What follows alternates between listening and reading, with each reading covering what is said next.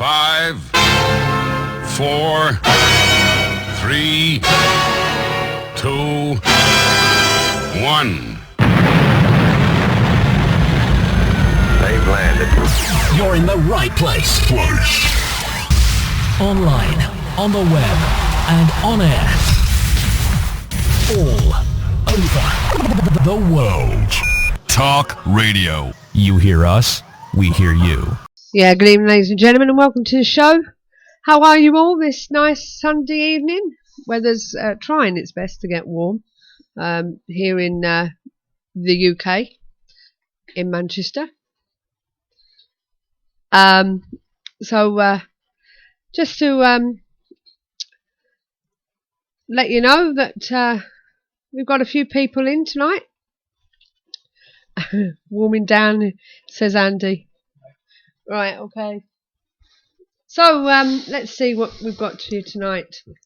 Now, for those of you who are listening to us out there in cyberspace, we welcome you to the KTPF Community Talk Show, which stands for Keeping the Paranormal Friendly, on www.ktpf.co.uk. My name is Suzanne. And I'm Steve. And this show, for those that don't know, or rather for regular listeners, let me start that again. One of our regular, the show that was referred to of one of our regular listeners as like sitting down for a coffee with a group of friends. I wonder who said that. Okay, well, as you may or may not know, back in 2007, Steve and I started the KTPF, which stands for, as I said, Keeping the Paranormal Friendly, dedicated to helping groups and investigators alike. Our mission was to try and bring the paranormal world together, sharing our findings and help move us all forward, encouraging you to share information, advice, and most importantly, friendship. Remember, collaboration, not competition. And what we try and do each week is bring you top guests and people from the paranormal world to talk to us about their chosen subject, whether it be paranormal investigating of the spiritual kind, or cryptozoology, or UFOs, or even conspiracy theories. We try and get them on the show to tell you about what they do in the field of this great big subject known as the paranormal. So we also want you to have, if you have any questions, to get involved in the live interactive chat room, and as we ask our guests for you your questions, or you can call in and ask them for yourself. And don't forget, later on we will have the event guide from paranormaleventsforyou.com with a rundown of the latest event news. So what's on the show this week? Well, later we will be talking to James Armstrong about his group Truth Seekers. But first of all, have you ever wondered what it's like to live with a paranormal intruder? Are you sure it's Truth Seekers? Yeah, truth searchers. I knew I'd get it wrong again. Truth searchers. But as I was saying, have you ever wondered what it would be like to live with a paranormal intruder? Well, you're in the right place, because tonight the person we'll firstly speak to, our first guest, will be talking to us about her experiences of that very thing. Born in Ireland, Carol Mitchell is a police officer who moved from the UK 10 years ago and lives with her husband Neil, 4 children and 2 dogs in a pretty village on the coast of Essex, down there in your neck of the woods, Andy. 3 years ago, Caroline and her family encountered true paranormal activity from an unknown entity in their home. A writer at heart, Caroline documented her experiences, and with no need for an imagination, she wrote a book of their paranormal activity in the hope of helping others. Sounds intriguing, doesn't it? It is, and it went straight to number 1 in the paranormal book section of Amazon and on Kindle. Did it really? It did. I won't mention that later then. Okay. Oh, I don't know. But first, we'll let him get a word in edgeways, shall we? We're gonna see who's in the chat room at the moment, and then we'll get Steve to do the observations. Well, first up, as I said to Steve earlier, we have George from PSJ host. That's Parascience Journal to you out there. We've also got Andy 707 He's down there in the Essex area. We've got Ghost Rider 2873. John's in the hub with us tonight, doing his normal sound checking and everything and keeping an eye on things. So if I can't see what's going on, then I'm sure he'll come over and whack me around the head.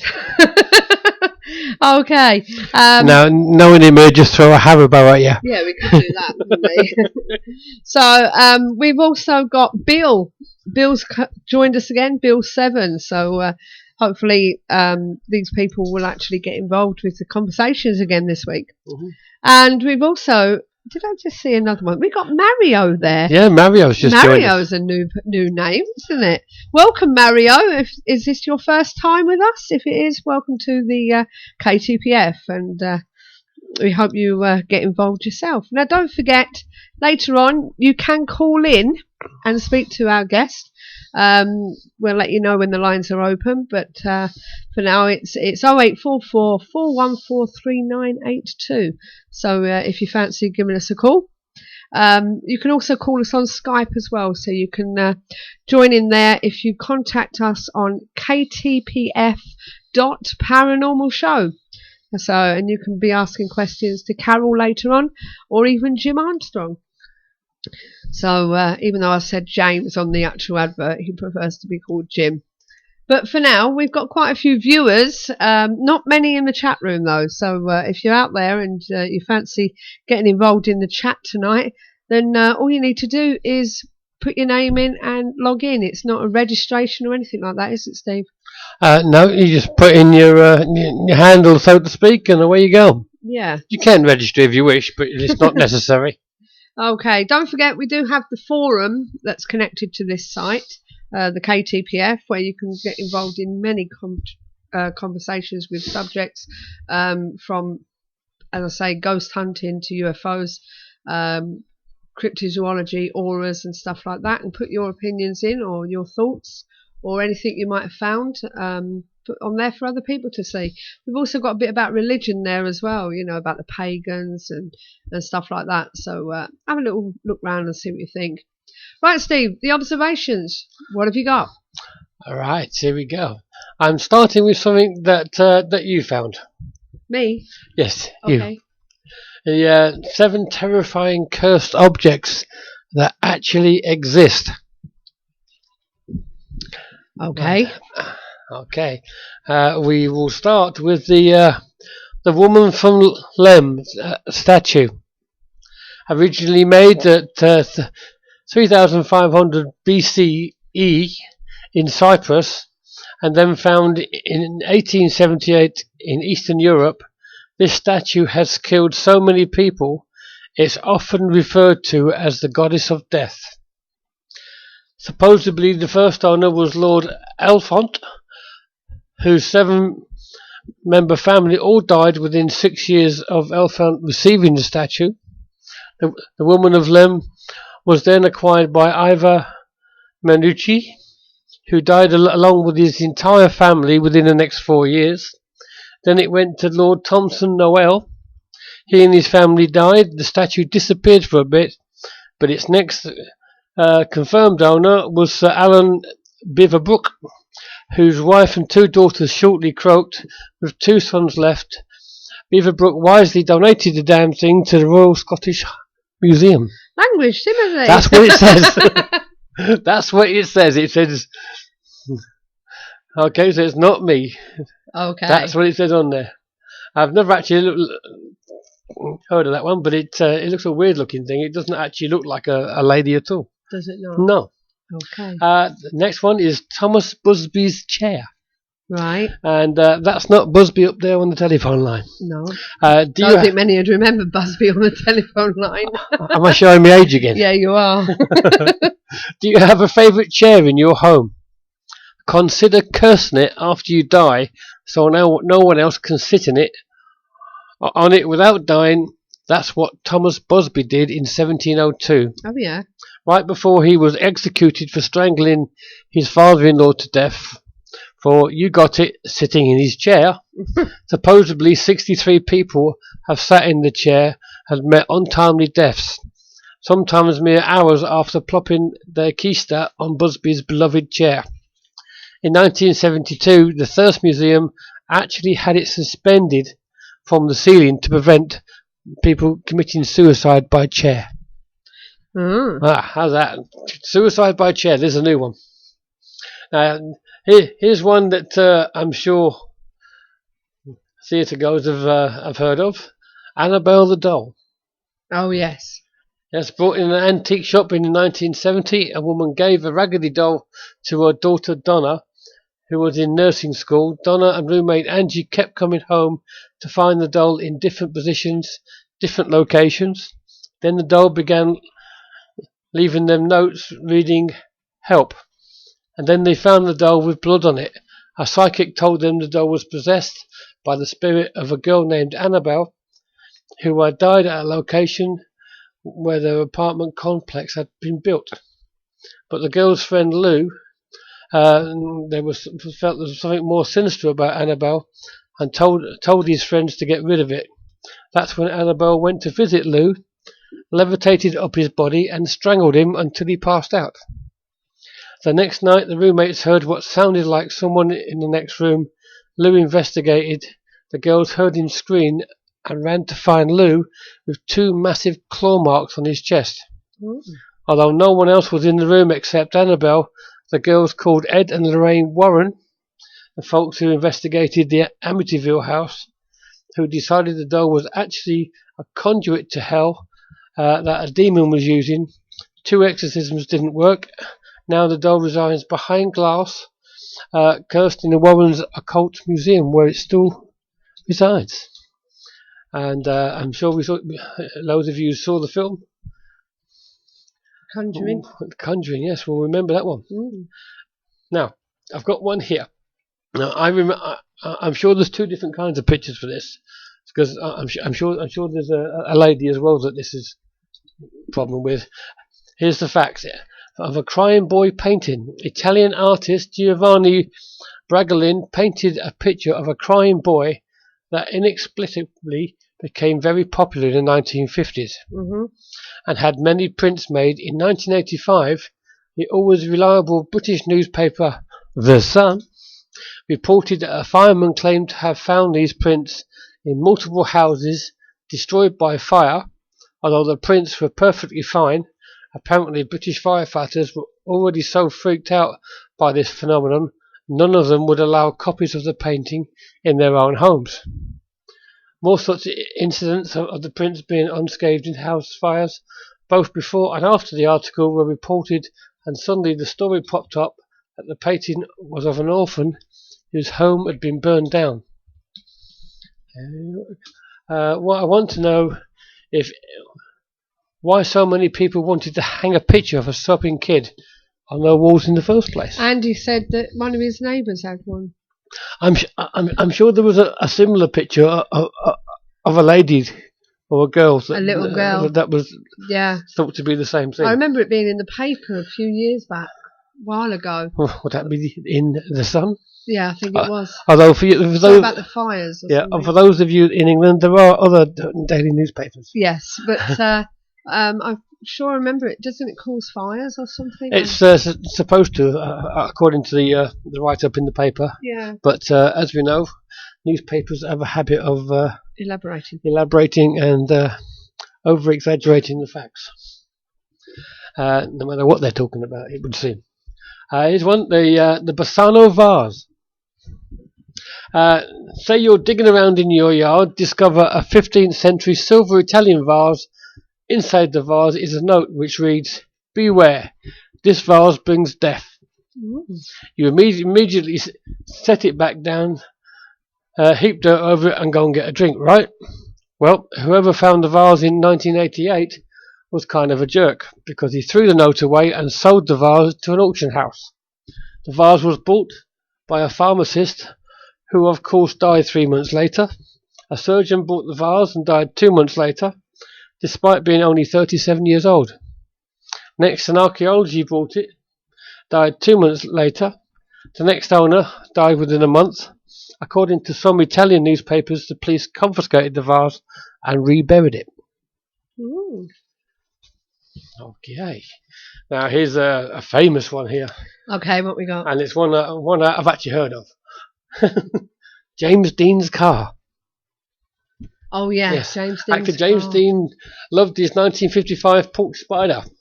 He had it extensively customised and affectionately called it his little busted. Is it a what? Busted. Busted. That was being polite. Okay. Apparently the car was not so transparently evil that Sir Alec Guinness, when meeting Dean for lunch, claimed if you get in that car you will be found dead in it by this time next week. That was Sir Alec Guinness. And Dean was, but the curse didn't stop there. When mechanics tried to repair the wrecked car, it fell on one of them, crushing both his legs. The car's new owner sold the engine and drivetrain to two racers who lost control, hit a tree, and died instantly. The other was injured when his car locked up and rolled over. Two thieves who tried to take pieces of the car were both injured. The car was then donated to the safety exhibit in the California Highway Patrol. The first exhibit caught fire, and the car fell on a student at the second, breaking his hip. It even managed to crush and kill a truck driver who was transporting it. The car has since disappeared, which is probably for the best. So what you were actually saying was the car he called a little bar steward. That's what he called it, yeah. Right, okay, the politer way of saying it. Okay. Now, number 7 here. Now, this one, I seem to remember that we actually did a story on this one. Oh yeah, right. The Dybbuk box. The U-box? The Dybbuk. Oh, the Dybbuk, yep. Yes, a Jewish folklore, a Dybbuk is an evil spirit. Supposedly, a Holocaust survivor accidentally summoned the demon while using a homemade Ouija board, but managed to trap it inside the wine cabinet. Kevin Manus bought the box at an estate sale in 2001 and immediately started having nightmares about an evil hag, as did friends who stayed with him. Manus gave the box to his mother, who suffered a stroke on the same day. A box later's owner have claimed that the Dybbuk has appeared in their nightmares as well. The last owner was Jason Hexton, director of the Museum of Osteopathic Medicine, who not only had nightmares but developed a strange skin disease and began coughing up blood. At that point, Hexton contacted the local rabbis, who sealed the Dybbuk back in the box and then hid it from the world. Thanks, dude. And he says the old hag syndrome. It's possible, but this was supposed to be specifically connected to this box. Right. Actually, the box itself was supposed to hold the religious wine. I see. So have you got a link there for them? I do have a link there, pictures? so people can go, and there are pictures of all these wonderful things. 1 second, and I will post that on there for you. I have already shortened them. And it says not the hag in the bag then. No, not the hag in the bag, it's the hag in the box. With his best mate Jack. Okay. Okay, that's the one for that one. Now, fire chief. Ghost prompts man to set fire to house. Oh yeah. Anderson, California. An Anderson man was arrested for arson Friday morning after firefighters said he admitted to setting fire to the house where he was living. The suspect reportedly told firefighters he started the fire because there were ghosts in the house. California Cottonwood Fire. Hang on. I hit the button again. Went the wrong way. Here we go. California and Cottonwood Fire District responded just before 8 a.m. Friday to the home in 21,000 block of Lone Tree Road near Bulls Ferry Road. Firefighters said the resident of the home, Lom Lotakum, admitted he set fire due to ghosts in the residence. Lotakum had been living in the home, which is owned by his sister. Lotakum was arrested for arson. I see we're getting the tongue twisters back. Oh, we are. And I've probably said his name wrong, but that's how it's spelled. Lotakum. Okay. And here we go. Just put the link on. Give the ladies and gentlemen the link so they can go and have a look for themselves. Mm-hmm. Because I don't always read all the story out, because sometimes it's a bit long. Yeah. Okay, who's heard of Olivia Cook? Well, she heard ghost on set. Did she? Olivia Cook was convinced she heard a ghost while filming Ouija. The British actress admits she and her castmates were so nervous about the unexplained noises, they asked the set assistant to go and check an empty room. She said, just before Christmas we were in a bedroom filming and there was noise going on upstairs. He went to PA to go up and ask whoever was up there, could they hold the work? She went up and came back and told us there was no one there. So they were hearing noises. I see. On set. Isn't that a bit like the what happened at the Coronation Street set? I think so. There was noises and... A lot of things happen on set. Supposed to have seen the ghost of Elsie Tanner or something, wasn't it? Okay. Now, do you guys remember the film 12 Monkeys? Well, Sci-Fi have picked up the time travel drama as a series. Back in 1995, the Universal Pictures film 12 Monkeys came out in theatres, starring Bruce Willis and Brad Pitt. Now, nearly 20 years later, the folks at SoFi are moving forward with a 12-episode TV series based on the film. Now, you said you'd seen this film and it was... I haven't seen it. I thought I heard it was a flop. It was a flop. That's what I thought. It was one of his worst films or something. Somebody was saying. Well, one of Bruce Willis's 12 worst films. Unless I'm thinking of another film. It's possible, but... I don't even know what it's about. What's it about? It's time travel. Oh, right. Time slips. George says it was a great movie. 12 Monkeys, Andy, with Bruce Willis. And Mr. Pitt. Oh, that's me for the observations. That's it. Oh, God, 6 minutes. Got 6 minutes left over. Oh, we can chat. I don't know what's happened there. Did you go into a time slip? I think I did, yes. Well, it's talking about the time slip. Remember what I said last week? What's that? About seeing cars that passed me that had already passed me. Yeah. Now, there was a couple of people on Facebook actually said that they remember that as well, and remember doing one as well. I mean, Heidi, who, as you know, rides motorbikes and stuff, she said a motorbike actually passed her twice. It was in front and then ended up behind her, and she never passed it. Oh. So well, going back to the 12 Monkeys, yes, George in America said it didn't do well at the theatres, but it is an excellent story. So it was probably a box office flop thing that I'd heard. Yeah, America says strange is the only way to put it. Strange is the only way to put it. And I'm sorry, Joan, but I couldn't find any more tongue twisters this week. I'll see if I can find something from Russia next week, just for you. Imagine you trying to do that. What? You mean trying to do that? I've done that. What? Spoke Russian? I've done Russian, I've done Czech, I've done Dutch. I don't know. I've done just about every language, I think. Must have done. Even Pakistan and Indian. Pakistan. Done Pakistan. I take it that's what their language is called, Pakistan. Pakistani. I assume. Now, don't forget, ladies and gentlemen, if you do have any problems on the live feed, it is an American product that we use. So let's have a look at if that. you would have any problems, just refresh the page and we will do the same. And hopefully we'll come back to you. I haven't said that for a while because touch wood, it hasn't happened. Probably will now I've said it. Now, can I just say about that 12 Monkeys, because George has put a link up. Go on then. And the actual write-up here says, in future world devastated by disease, a convict is sent back in time to gather information about the man-made virus that wiped out most of human population on the planet. So it's a bit... What was that film? Was it Escape from LA, that kind of thing, isn't it? I can't think. I don't know. Piscum, whatever his name was. Can't remember. In the film. Didn't watch it. But I tell you what I did watch. Yeah. I tell you what I did watch. What did you watch? I decided to watch a video yesterday. And, he said, not so campy, he said.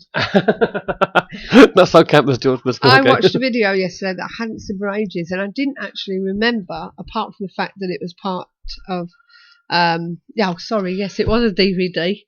Why am I saying video? I watched a DVD.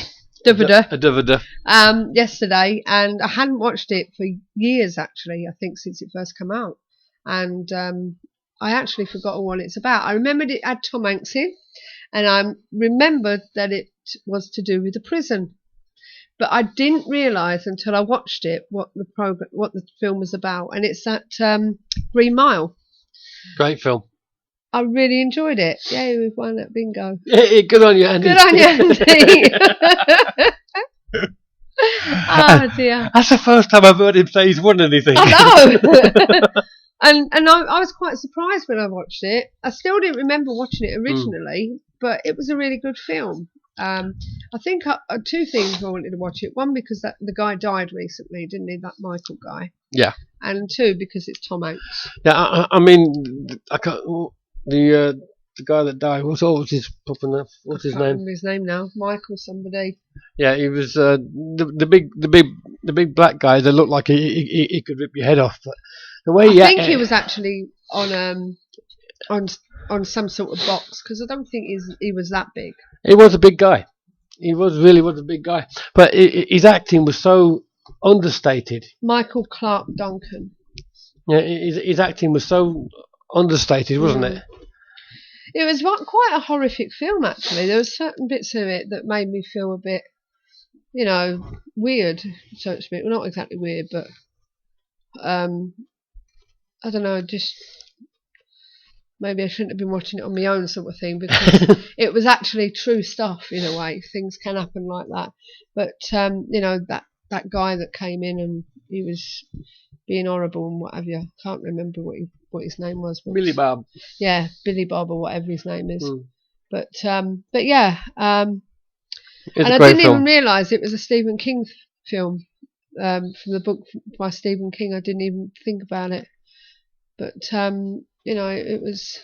Yeah, I thought it was just a murder thing, but it wasn't. But I think that's when it's good when you don't know these things, because you don't have expectations. Yeah. I mean, the moment you say Stephen King, yeah, you think it's stuff like that. Yeah. Pennywise and all the rest of it. Yeah. Being scared and all. Yeah. And it wasn't about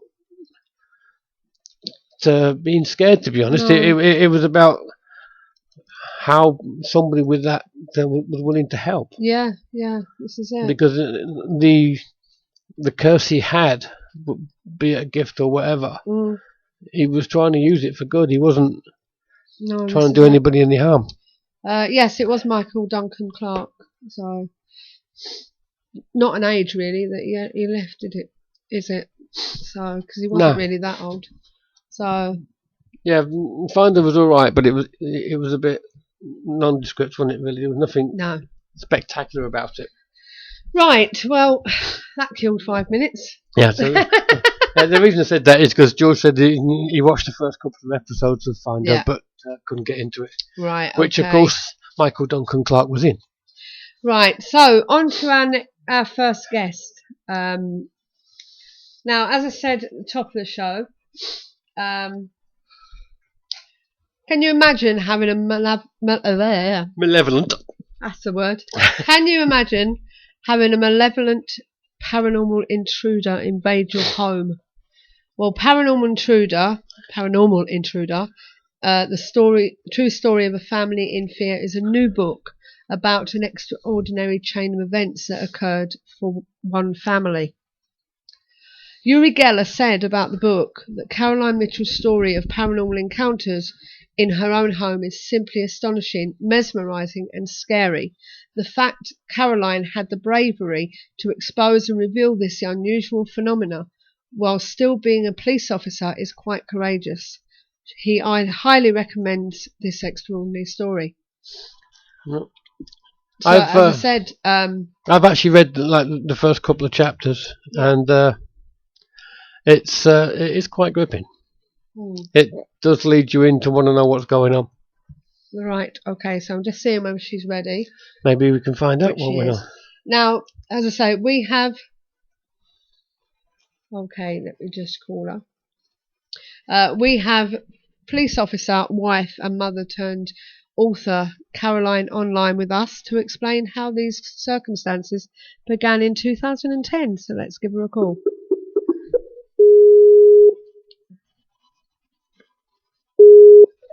Hello. Hi, Caroline.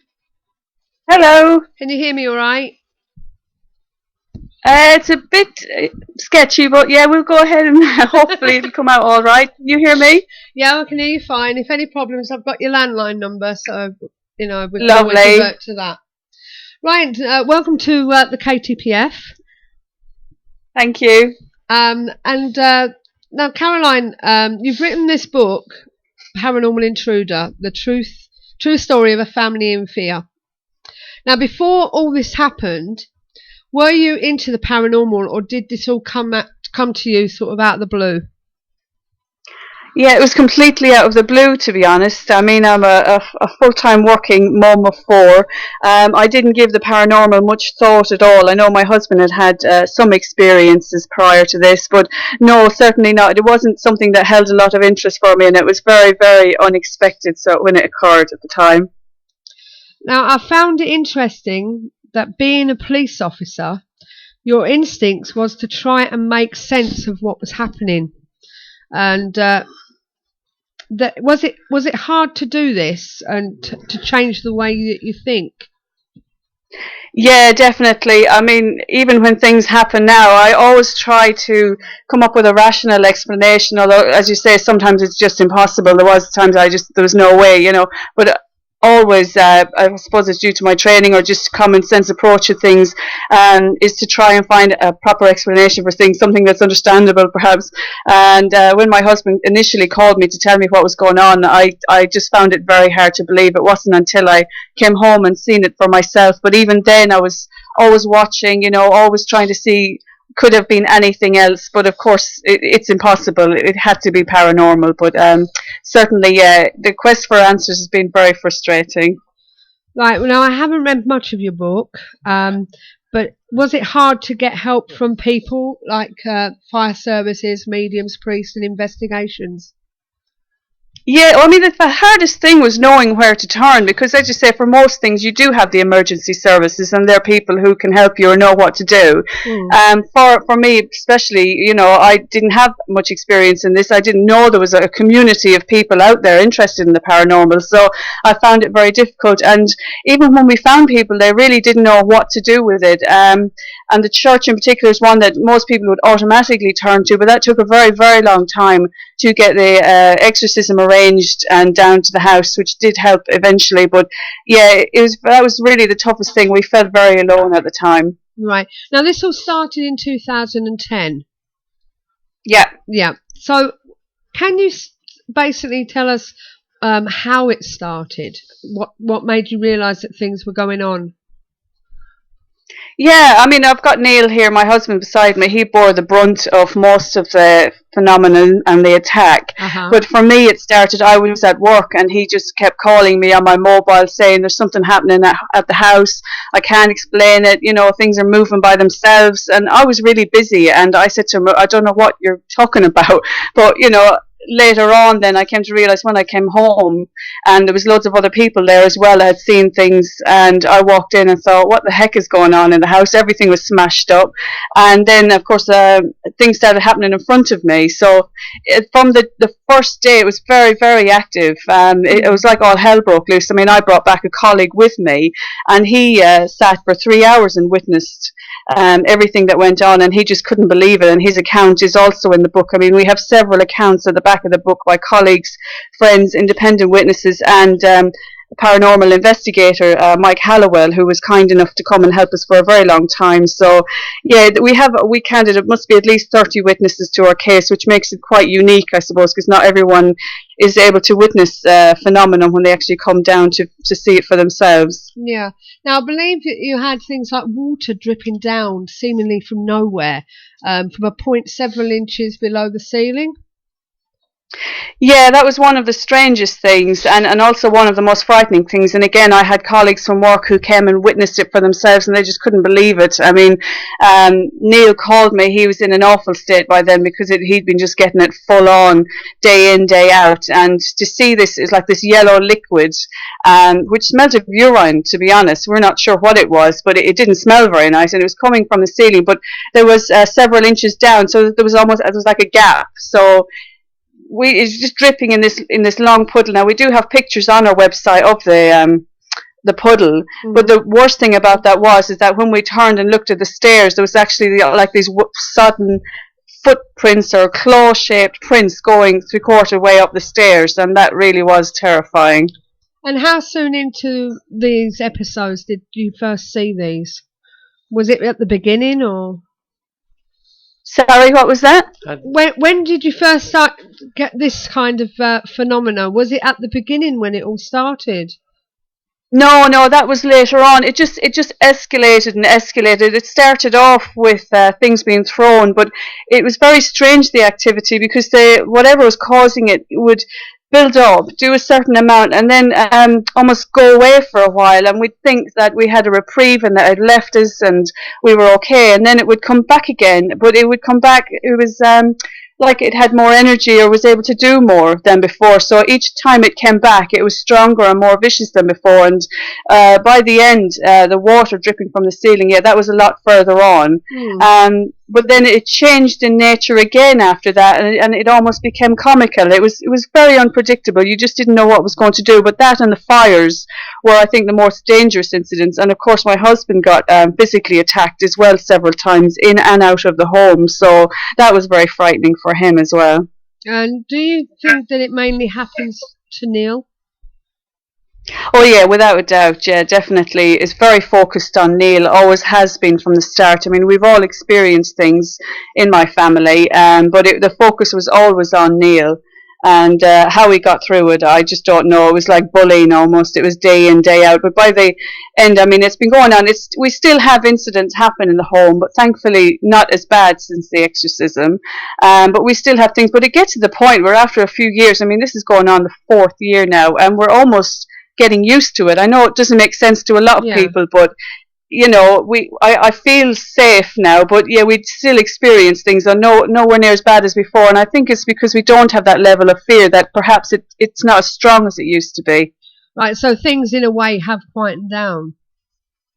Oh yeah, definitely have quietened down, thankfully. As you say, it's sporadic every now and again. You know, sometimes I'll be asleep at night and I'll hear things move, and I'll just try and ignore it, go back to sleep, and as I say, quite recently then Neil got up and he found his trousers and his belt buckle all done up on his clothing, and it buttoned up to the top, things like that, so you'd know it had been about. But we have the dog in our bedroom now, so he alerts us if there's any sounds or anything. I feel safe with him here, but thankfully it's never done anything to the children. It's always been Neil, so in that way I suppose he's grateful. He'd rather it be him than anyone else. Yeah, and I believe Neil's there with you now.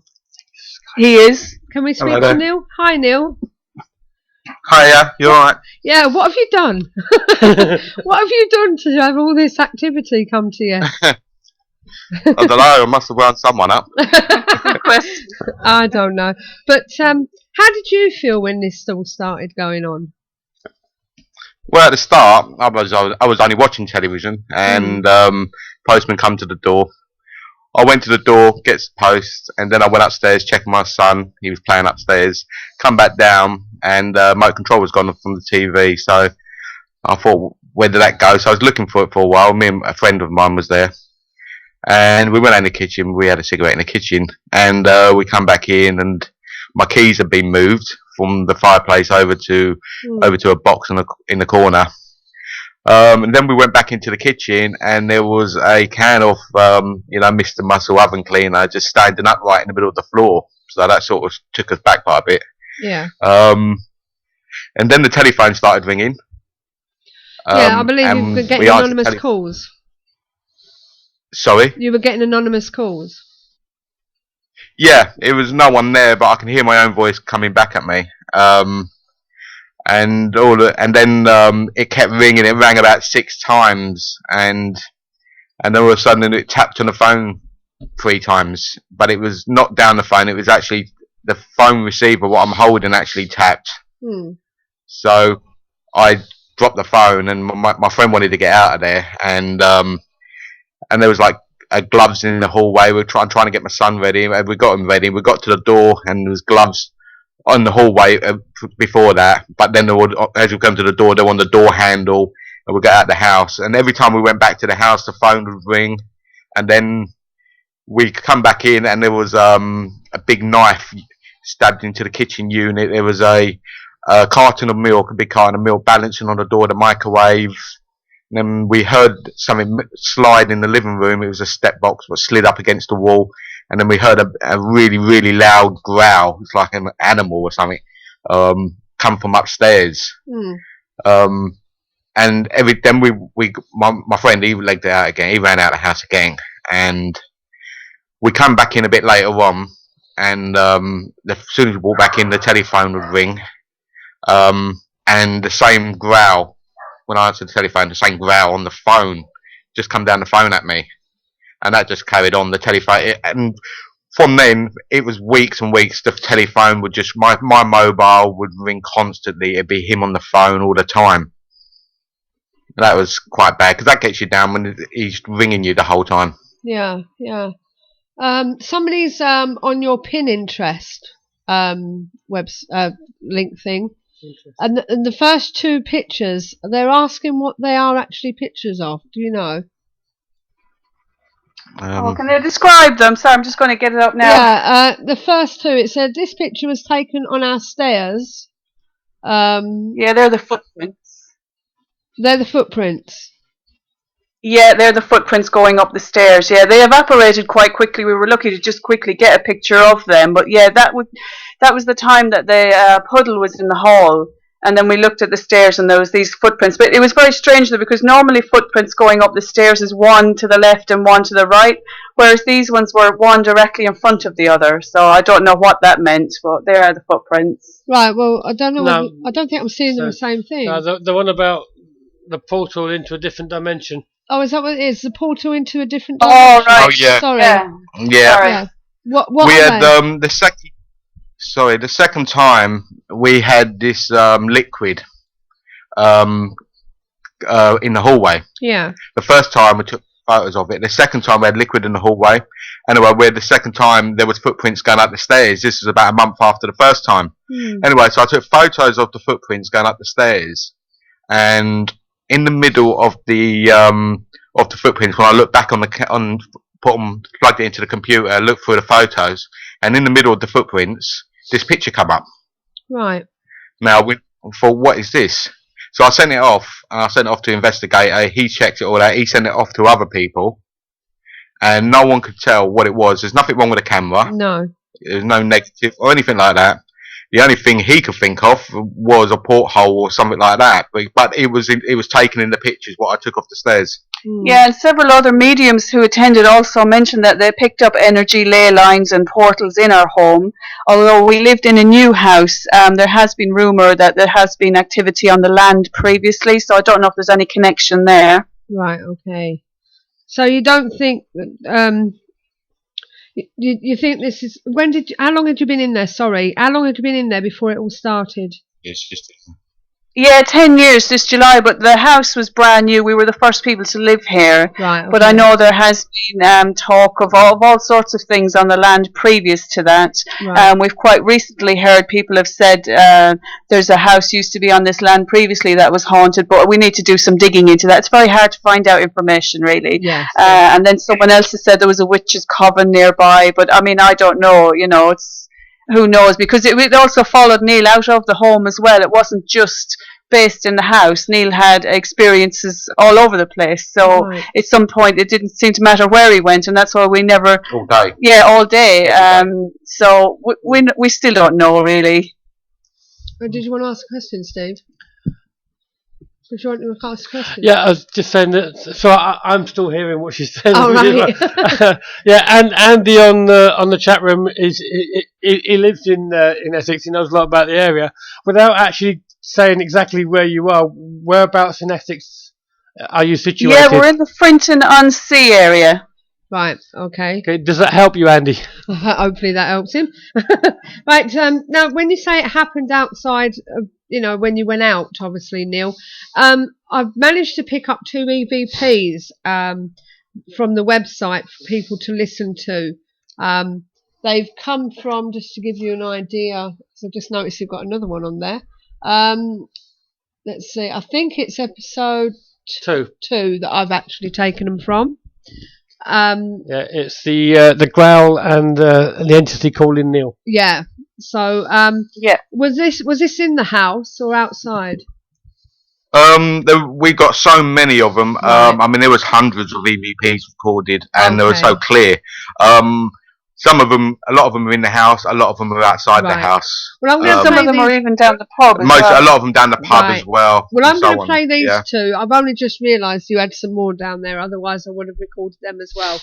But I'm going to play these for the listeners and see what they think as well. Here we go.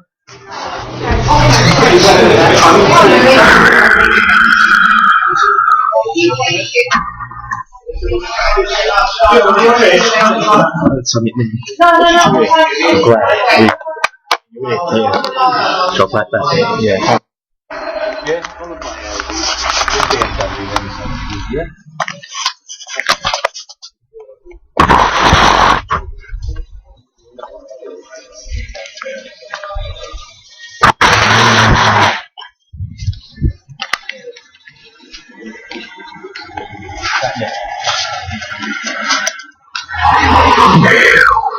Neil. Yeah, c'est sûr, tu peux le faire là, tu vas voir.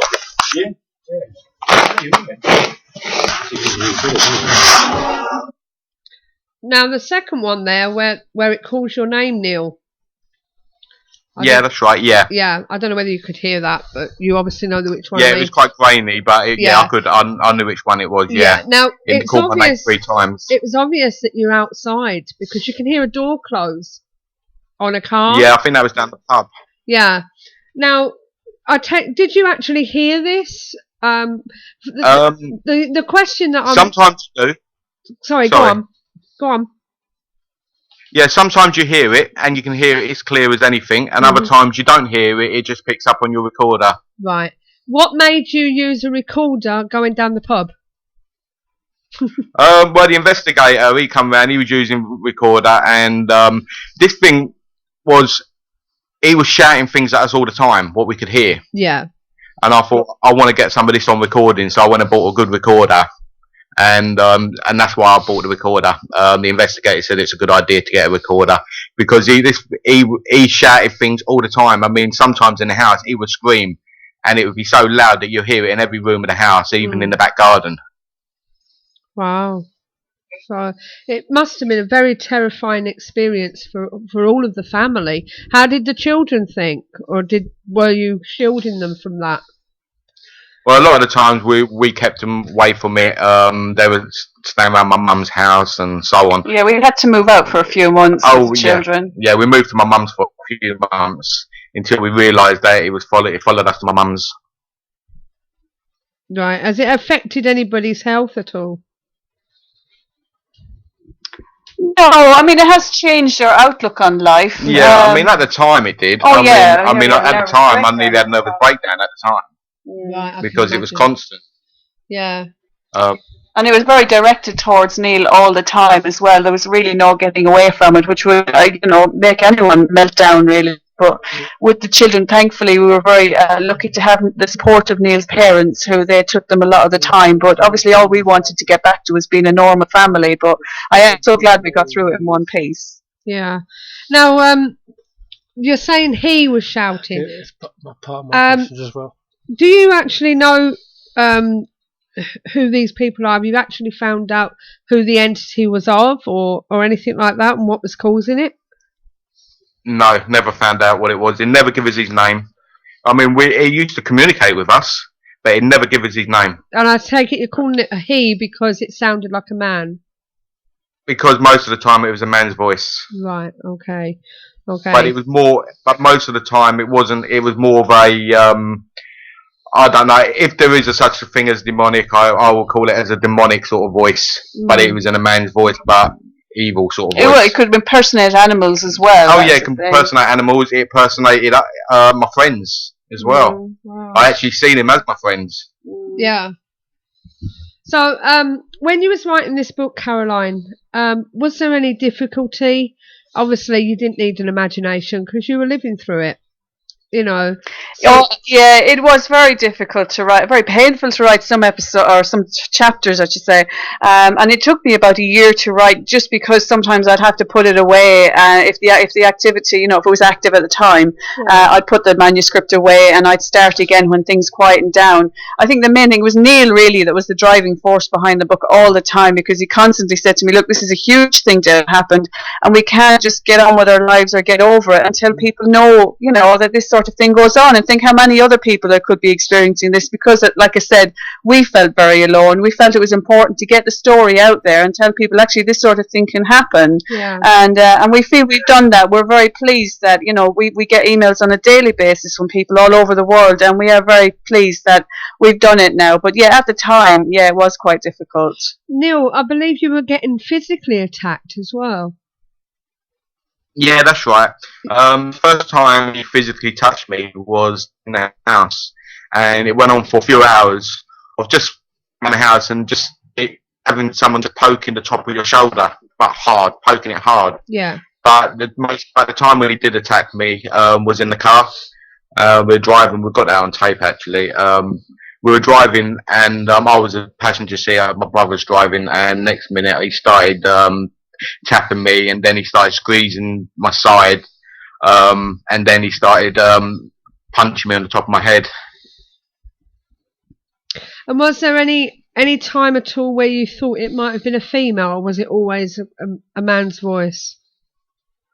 Not always in a man's voice. Most of the time, I mean, I've heard a female voice, but most of the time it's a man's voice. But I have heard a female voice in there as well. But he could do voices, or it could do voices of a lot of things. I mean, so you just don't know what it was. I mean, he's done voices. He's actually rang the investigator up and spoke to the investigator for an hour on the phone. Really? In my brother's voice. And my investigator thought he was talking to my brother. My brother's at work. Wow. That's something, isn't it? It sounds like something out of Hammer House of Horror, the good Hammer House of Horror. Sure. I mean, Caroline, when you were trying to write this book, did the entity ever try to stop you? Well, we could communicate with it. We found later on that it would tap on the table in a series of yes and no's, and if we discussed something it wasn't happy about, I mean, one particular thing that would really make it go crazy at the table was saying, "Do you need help, or can we get you help, or talk of bringing in mediums?" And the table would start to rock from back to forth, and then you'd hear these banging noises, and we'd eventually have to leave if we were in the pub. And we've got that recorded, and my colleagues were there to witness that. But yeah, certainly mention of the book was another thing that we'd made quite clear it didn't want done. And at one point I was writing it, and I did feel a kind of a coldness over me. When Neil came into the room, he said, "Oh, the recorder's been left on." It's turned itself on, and when we played it back, there was a growling noise down the recorder. And we just felt that we had to stand up to it at some point. I suppose it was an act of defiance more than anything else, but that was a real turning point for us to actually start fighting back and say, "Well, you know what, you're not going to intimidate us anymore, and we're going to just get on with our lives now." And so thankfully, there hasn't been anything that bad since, certainly not since the exorcism anyway. It's helped an awful lot. But yeah, we are glad we got the book out there. Yeah. Now, one thing I do want to ask is, you obviously see paranormal films that have been on, and you see things like tables and chairs being piled on top of each other in a weird way. Was anything like that happening at all? I mean, there was so much weirdness going on in our. That's why we didn't even write it all in the book. It's hard to catalogue everything that happened, but there was a lot of strange things. Pictures would be taken off the walls. The keys, we had fires. Even the clothing Neil was wearing at the time went on fire. And then when he went to run out the door with it, the keys, the door was gone, and he's trying to open the door. Next thing, the key just drops down from thin air. But yeah, there was a lot of. You'd have to read the book really. There was so many strange occurrences. I think one of the strangest things Neil's experienced was seeing as an empty can just drop from the ceiling, as if it was actually coming through the ceiling. So it was solid matter passing through solid matter, and that's something that you found it very hard to comprehend, didn't it, Neil? Yeah, I looked up in the ceiling. I saw a empty Coke can come through the ceiling and dropped at my feet. Wow. But we used to get things coming down from the sky, even outside. Yeah. Things used to come down from the sky. Stones were thrown, rocks were couldn't get into the house. Big stones and small rocks were thrown at us from the roof. It seemed to come from the roof of the house. Go down the pub, the tables would be levitating in the air. You just sit at the table, and all of a sudden the table would just start floating in the air. God, That must be quite scary for the guys in the pub. Yeah. I mean, they even heard noises as well, and people would say, "What the hell was that?" You know, and it's hard to turn down to people and say, "Oh, that's us," you know. So you're trying to put your head down and carry on. It's shout at the top of your voice in the pub, and people would say, "What the hell was that?" You know. Yeah. Andy on the chat room. I don't know if you guys have heard of the case, but he said it sounds like the Mothman case in the States.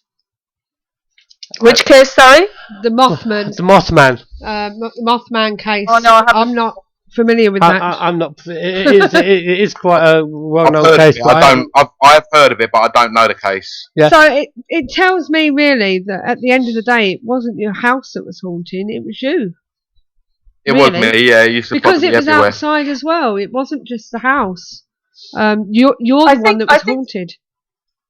I think it's a combination of a lot of factors. I think living here has perhaps helped it come through. But yeah, I know Neil did Ouija boards when he was younger, which is something he's come a lot younger, as a child, messing about. But it is something he's come to regret. And he did have a few little psychic experiences, I suppose you call them, later on in life. So perhaps there is something from that. But I do think the land has perhaps helped it come through. There's just that many people picked up on energy ley lines and things like that. So, but like you say, you could ask a million questions. You're forever asking questions. This is the frustrating part of it. But we thought by coming out and sharing our pictures and sharing our experiences, it's good to speak to other people, certainly investigators and people like yourselves, that you never know, someone might have experienced something similar or have some answers. I mean, we had Ian Lawman down at the house as well, who's a very well-known celebrity psychic, and he was good enough to come down, and he picked up on an awful lot of things without being told any of it. So that was interesting. Yeah, without wishing to be rude at all, Andy has asked, can you 100% guarantee that this is 100% real and genuine? Oh yeah, 1,000,000%. I mean, my profession, it's not something I took lightly coming out to the world with this, as you can imagine. At the time, we really didn't know what the reaction would be. I was scared about a backlash, obviously, and it's difficult. It is difficult because it is hard to believe. But I always say to people, look, if we were going to make up something, we wouldn't make up anything as crazy as this, because we know it's hard to believe. I found it hard to believe until I experienced it myself. But yes, hand on heart, it's absolutely true. We haven't exaggerated about anything. And as I say, we've got over 30 witnesses that can back us up, and many of their accounts are in the back of the book. If anyone reads the book, they can read their accounts as well. So we would hope that would help people understand.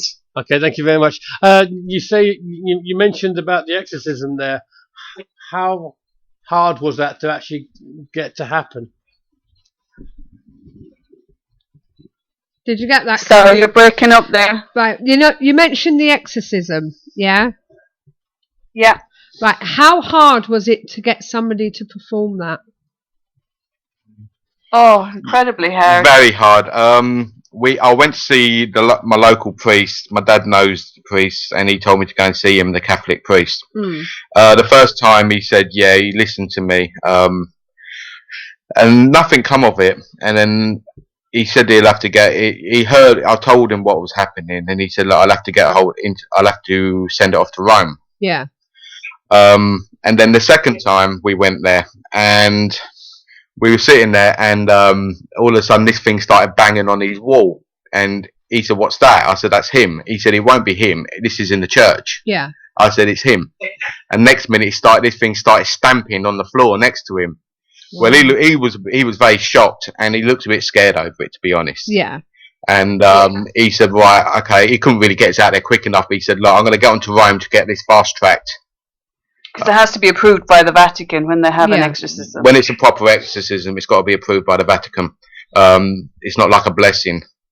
But it took a long time, about 2 years, I would say, to get the exorcism. We spoke to lots of priests from lots of different denominations. We were just so desperate for help. Yeah. We did have other priests come from another church, and things started happening when the priest was here. He was ringing up on the telephone, banging on the walls. He went out the kitchen. He walked back in the kitchen. The telephone he was holding in his hand, what he put on the side, was standing upright in the middle of the kitchen floor. Well, that was enough for him. He couldn't get out of the house quick enough, and he wouldn't come back after that. Was this the first place you went to? When did the paranormal investigation come into it? Well, I looked online, and I wanted to see a case what had some similarities to our case, like telephone calls and so on. Anyway, so the South Shore poltergeist case jumped out at me, and so I looked on that, and I see who the investigator was, and it was Mike Hallowell. So Caroline emailed him, and within 5 minutes or less, that he actually rang me and got back in touch with me. I spoke to Mike and told him all about it. A couple of weeks later, he came down because he lived in Newcastle, which is quite a long way from us. He came down with another paranormal investigator, John Triplow. Well, by the end, Mike said this is the worst case he's ever heard of. I mean, he said that it makes this, I don't know if many people know about the South Shore poltergeist, but he said it makes the South Shore poltergeist case look like his apprentice. Wow. That's Mike's exact words. Yeah. We had lots of people, lots of mediums, and lots of people from the Spiritualist Church, but Mike was certainly the most sympathetic to us. Yeah. And he gave us a lot of support, even if it was just picking up the phone that Neil, found so helpful when times got really tough, just to have someone to speak to. He was a real help to us. I can understand where you're coming from, because as a paranormal group ourselves, we've often gone to houses where they've turned around and said they're getting things and this, that and the other. Nothing like what you're getting or have been getting. But it's must be, the thought going through your mind, what are these people going to think of what I'm about to tell them? Yeah, I used to start every sentence with, "I'm not crazy, but," and you get used to saying that after a while. No, well, Andy's been doing a bit of digging, and he said Flinton is an old town. Daniel Defoe of Robinson Crusoe fame said of Essex that it's the last pagan county in England. He said if he could find a more specific location for you, he'll be able to check out more. But he said, obviously, don't expect you to tell us over the broadcast. Yeah, I mean, if he could email us, we'd be delighted. If he's willing to help, we'd be absolutely delighted to give him our address, and he can do a bit of digging for us. That'd be great. Andy's just down the road from you, so he might be able to help with history, and he's also a medium as well.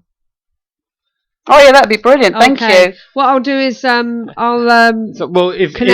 Andy goes to our website, you can contact him from there. Oh yeah, you can contact him from there, Andy. Yeah. Okay, via the website. So he's going to do that for you. He said sure he'll do that, and he'll see what he can find out about the area and everything. But brilliant. But this is it. You see, I do understand. When we go to people's places, you can see the look on their face when they look at you and say, I've got this happening, I've got that happening, and you can see it in their face thinking, I don't know why I'm telling them this, because they're not going to believe me, But you need to try and get that over to people, don't you? You need to cross that barrier. Yeah, definitely. I mean, there was parts of the book, and I said to Neil, should we leave this out, Neil? No one's going to believe us. And he said, no, we'll put it, you have to write it. It's happened, so we'll say it. And it's up to people after that, what they make of it. But all I can say to people is these things do happen. So if people come to you, as you say, and they're frightened and scared, please, do listen to them, as you say, and be sympathetic and offer them whatever help you can give them. I know I certainly would. Yeah, definitely. I mean, the book would have been 50, 100 times bigger if we put everything in the book. We really scaled the book down because a lot of the stuff was happening.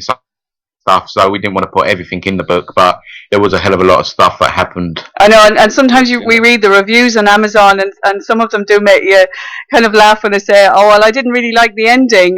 Yeah, it's like, well, it's a true story. You know, what can you do? That is, we would have loved more resolve. We would like a movie style ending where they find the baddie and everything, you know, and it's all resolved. But it's still ongoing, and as we say, anyone that can offer us any help, we'd be ever so grateful. I mean, Neil and I both work full time, so we don't have as much time to devote to it as we would like, and we've got busy lives, so any help is very gratefully received. Are you still a police officer, Caroline? I am, yes, and my colleagues have been very supportive, I'm glad to say. It's not something I really talk a lot about in work, but my close colleagues have been very good, and of course they've witnessed a lot themselves, so they know what's happened. Now, reverting back to some of these films that come about the paranormal, there's a big what's the word? A big thing about love, and basically this will save you. You know, that your family together, staying together as a unit, fighting this. Yeah. Now, I believe that's what you did, wasn't it? Yeah, I believe that 100%, and people have said that to me before, because Neil has had such a supportive family, and we're very, very close, and not just me and the kids, but his parents as well, his family, his brothers, all of them, and the witnesses. I think because of that, that really has saved us, so that's very true. Yeah, I did it put a strain on, did it try to put a strain on your family? Oh yeah, definitely, and for anyone that reads the book, they'll see there still were arguments.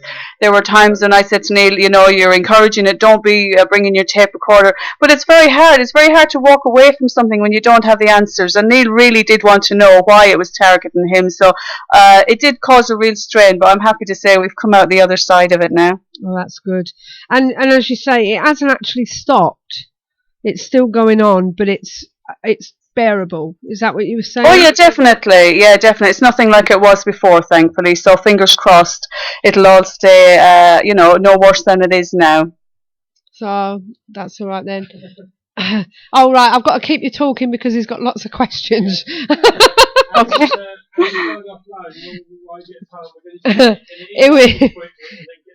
Yeah, so we want to know more about.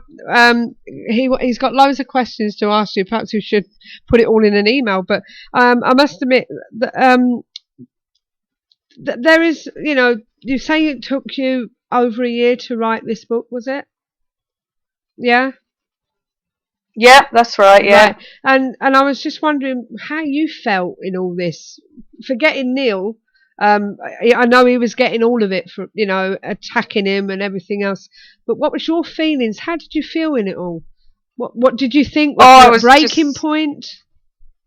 Yeah, definitely. I got very low as well at one point. I became quite depressed. My main priority was protecting the family unit and keeping the kids safe.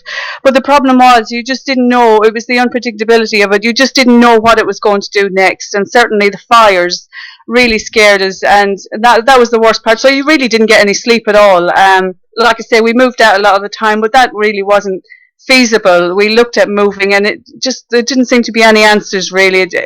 So yeah, that was very hard, and it's not something I certainly want to go through again. But no. It's amazing how you find the strength, really. Did you ever see any apparitions or anything like that? Sorry? Did you ever see any apparitions? Any shadows? Oh yeah, lots of things. I was seeing a little girl. I actually felt her presence before I seen her. I was in the bathroom, and I wasn't thinking paranormal at all. I was just in the bathroom. I turned around, and I thought it was my daughter standing there, and it was just this little girl, and she looked so sad.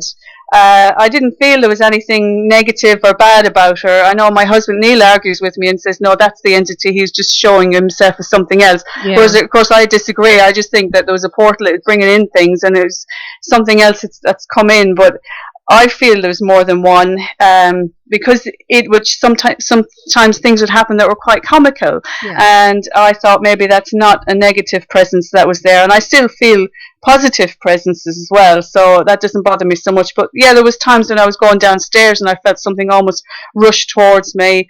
You'd get these horrible smells, noises, all sorts of things.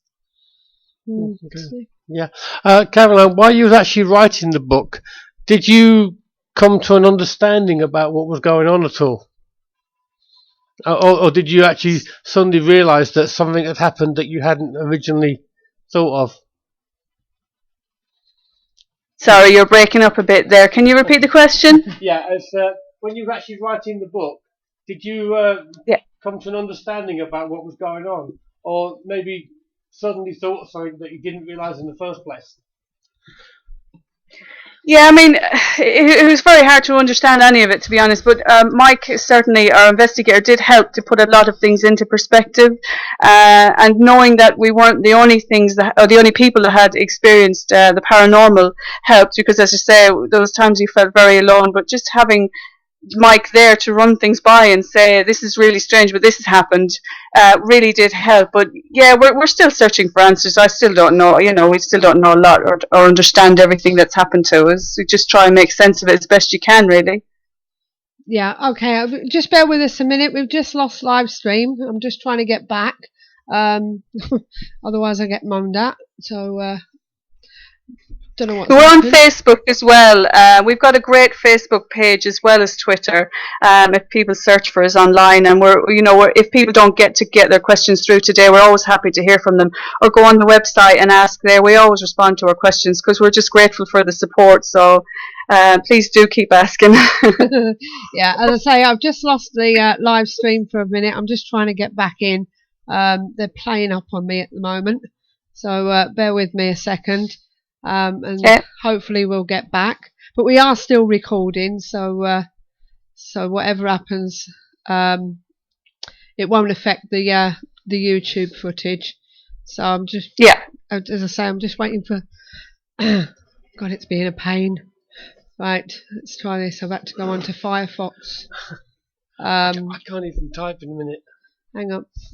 So give me a sec. Yeah, chat's gone on me as well. I don't know what's going on. Bear with me, Caroline, if you don't mind. Hey, that's all right. I've got it back, but I can't type on it. Just seeing what's going on here. We may have a connection. It's American, you see. She says. No, it's still not giving it to me. Hold on, let me go back on this other one. It's not done this for about 2 months. Because it's American, I think what they do is they forget about the fact that the UK uses it, and they start doing tests on it or update it or something like that. So, right, let's see if we can get into it now. Don't say I haven't got a camera. Right, okay, give me a camera. There's the camera. Give me my camera. Right, let's see if we can get on now. And we're back. Hey. Oh God, I've had to use another browser. Sorry about that, guys. And it was the one on Google Chrome just decided to die on me. Yeah. So what does Neil actually do for a living? What does Neil do for a living? Taxi driver. Taxi driver. Oh God, I bet that was fun. Yeah, he used to work in security. Yeah, he used to work in security when he was when it was all going on. Yeah. But he had to stop doing that because they used to pick up interference on the radios. Yeah, I can imagine. So, but I don't know where Andy is. He shouldn't be long before he's back. Now, as we were saying, you were saying about Facebook, just to let everyone know that's now listening again, they can contact you there and ask any questions, you said? Oh yeah, it's very welcome, and on my website as well. It's www.caroline-writes.com, and as you say, that's where we had the pictures and the sounds, and it's a kind of an interactive experience, I suppose, when people read the book, because they can see pictures of the people that we've mentioned in the book already, witnesses, as well as podcasts and things like that. So yeah, people can ask us questions online or on Facebook, which is very popular as well. Right, and you can buy the book on Amazon, and I believe it's become Amazon's bestseller in both the supernatural category and the parapsychology category. So, how do you feel about that?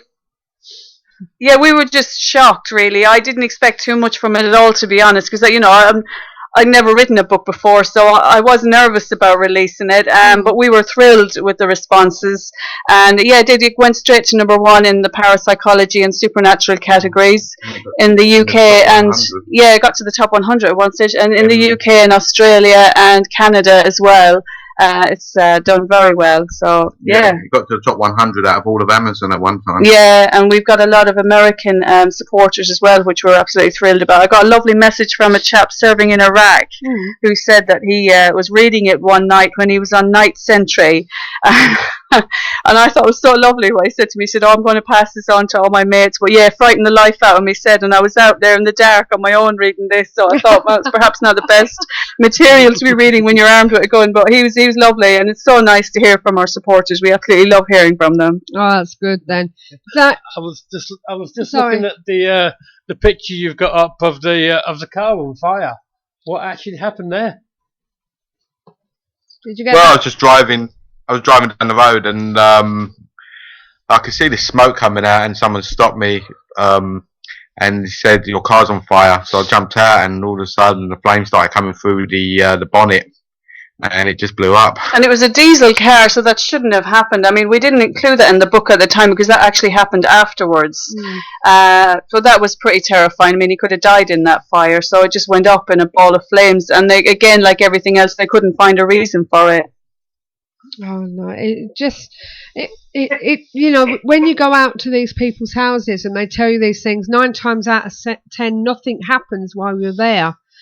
So obviously it doesn't look as though there is much going on. But it sounds to me as though when people were coming out, there was definitely something going on. Mike Hallowell certainly experienced an awful lot of activity, and he was writing a book on it himself. I mean, he's got an awful lot more evidence than we have because he came fully armed with cameras and equipment and everything. He recorded a lot of the telephone conversations when Neil was on the phone when things were happening. It's not just telephone conversation when he used to ring me. It'd be on the telephone every time I'm on the telephone to somebody else. So it'd be like a 3-way conversation. Yeah. So you hear this thing in the background. It'd be swearing and threatening, saying I'm going to kill you and all this sort of stuff. Yeah, so it'll be interesting when Mike releases that. I'm sure people will find that fascinating. It does sound like some sort of demonic entity, doesn't it, really? With all the blasphemy and swearing and stuff, It does sound very demonic. Strong. Yeah. What did Ian think to it? Ian Lawman? He picked it up as a shapeshifter. Right. He picked it as it was presenting itself in his store as a little girl. Mm-hmm. Basically, what Caroline saw in the bathroom. Yeah. And it followed around, and he thought it was a little girl. And all of a sudden, it occurred to him this little girl was floating, and he said, "This ain't no little girl; it's a shapeshifter." And then it formed into what this thing is. And when it formed into what this thing was, I had Mike Hallowell next to me with Ian Lawman, and he said. He said he's got a pointed hat, and he described it. And Mike said, "Just hold on there 1 minute. Does it look like this?" And he said, "Yeah." He said, "How do you know?" When he said that to Mike, and Mike said, "Well, this is what I've seen this in the South Shore Poltergeist case." Also, another connection to the South Shore Poltergeist case was a note he wrote. It looked like a D and an O and an 8, and he wrote exactly it was an identical note written at the South Shore case. It was on a board. Yeah, but it was on a board. But this one was written on a piece of paper and pen, and it was an. And that wasn't published, so nobody else knew. No one knew about this note. I've never seen it. It was just put away because Mike never released this note because he didn't think it was anything to release there. But it was written. They were both identical from this South Shore case to this case. Wow. Is there anything that you would have done differently to what you have done? In hindsight. In hindsight, was there anything that you regret doing, or you think, "Oh, I should have done it that way"? Not really. No, I mean, you can't really do anything differently, I don't suppose. You just have to get on with it. There's not much you can do about it. No. It's just, I wish I were there, to be honest with you. Wish I was, part of the team that came in to have a look. Because, as I say, with some of the places we go to, it's very, very minor, We're yet to get some place that is doing exactly what people say they're doing, whereas with yourselves, people have come in and seen exactly what you are saying. It's phenomenal. That's what Chris has said, Neil's friend. He said, well, actually, I feel very privileged to have seen it. I suppose that's one way of looking at it, is that he's always had an interest in the afterlife. And he said, for him, it was brilliant. And that, obviously not, of concern for us, he didn't want it to happen, but having actually seen it for himself, he said he was privileged. Most another thing. Carry on. Like having Hollywood in your own home. Yeah, there's another thing about what Ian Lawman said. I mean, he said it was the worst place he's ever been in. He said he's never experienced anything like this, and he was actually scared to go into some rooms, into my bedroom especially. Well, he said to Neil, he knew exactly what side of the bed. I mean, you can't really tell by our room. It's quite minimal, the decorating, who sleeps on which side. But he did say straight away to Neil, you feel this thing comes in and grabs you by the throat and tries to suffocate you at night, which is what he was doing at the time. And then he turned to me and he said, and it watches you. And yes, I have woken up many a time feeling being watched. So it was amazing what he picked up on, and the fires in particular. Ian was very good medium, certainly. He's very good. Did you ever feel that this entity was trying to separate the pair of you? Well, definitely, trying to separate us. Yeah. He would have. Yeah. I think he wanted to possess Neil in the end. I know it sounds far-fetched, but I think this grinding him down constantly was trying to weaken him to the point of possession. That's where I think it would have went. I know certainly during the exorcism, the priest mentioned that, I heard one of them whisper to the other, you best hold him down, he might get strong or something like that. And I did think, they think it's going to possess him. Thankfully, he was able to fight it, but I think that's what the ultimate goal was, but we stayed strong throughout, and I think that's what helped us get through it. I believe one of your daughters has now picked the book up and started reading. Is that yes, correct? That's right. She has. She's reading the book herself. How has she felt about this? Does she realise this was going on? Because you obviously tried to protect them. Yeah, I mean, they all knew something was going on, apart from our youngest, who was quite young at the time. We were able to say, we had to move out because we were getting the house cleaned. We came up with some silly story. But the rest of them did know, but we just tried to protect them as best we could. But yeah, my daughter's, she's over 18 now, so I thought, well, okay, you can read it. And she knew a lot of it. They'd heard a lot of things going on, but yeah, I think she's just trying to put it behind her now, really. Yeah, I can understand that. Yeah. How were the dogs? Because I understand you got a couple of dogs. Did it? Yeah. How did they react? It's amazing. I mean, we had to rehome. That was one of the worst things we had to do, was rehome the dogs. And thankfully, we managed to get our cocker back, and she's absolutely wonderful. But she's very, very astute at picking things up. Dogs have an amazing sense when it comes to these things, and quite often they would bark into the kitchen or pick things up before it would even happen. Whereas Neil's had that, the dogs would bark to the kitchen, and then Neil would go in and something would drop down on him. And I feel good with the dogs around, because I feel that it's like a warning, really, isn't it? The dog caught him turning on the oven. Yeah. The dog went mad, started barking. I ran in the kitchen and the oven was just turned on, and the dog was barking at the oven. Wow. Now, guys in the chat room, if there's any questions you want me to ask this young lady and her husband, Neil, then please, you can get on the phone if you want and ring 0844 414 3982, or join us on Skype and pitch your questions to Caroline and Neil yourself. And, so why don't you give us a call? And you can, as I say, saves going through me, doesn't it? Right, we've got Andy back. So where's these questions then, Andy, that you want to pitch to Caroline? Why don't you give us a call and have a conversation, or come onto Skype and conversate with Caroline and Neil, so we can all hear your questions. So as I say, this going back at the beginning, it must have out of the blue, as you say, it was something you must have thought. Did you think at times you were imagining things? Well, you think you're going crazy, really. Yeah. It's only because of the amount of witnesses that you know you're not going crazy. But I mean, what I found difficult was when I tried to rationalize it, it was like a fog in my brain. It just couldn't comprehend it. I just thought, no, this isn't happening. But it's only after a while that you've seen it a few times. I mean, particularly when we went down the pub one night and I seen the chairs move on the table in front of me. I have a recording and I'm just screaming in the background, and Neil said to me, be quiet, because no one's looking at the chairs moving, they're looking at this crazy lady screaming because of what she's seen. So yeah, They moved a little bit. they moved right back, but they were looking at me because I'm going, oh my God. And you know, it is hard to comprehend. I don't blame people when they say, oh, I can't believe that. I don't blame them, but all the same, we just had to come out and tell people. But yeah, that's one of the toughest things, is just trying to comprehend it, especially when you've got an analytical mind that you're used to working things out and finding the source of the problem and dealing with it. And when you can't do that, it's difficult, but we're getting our heads around it now, because just for the length of time it's been going on.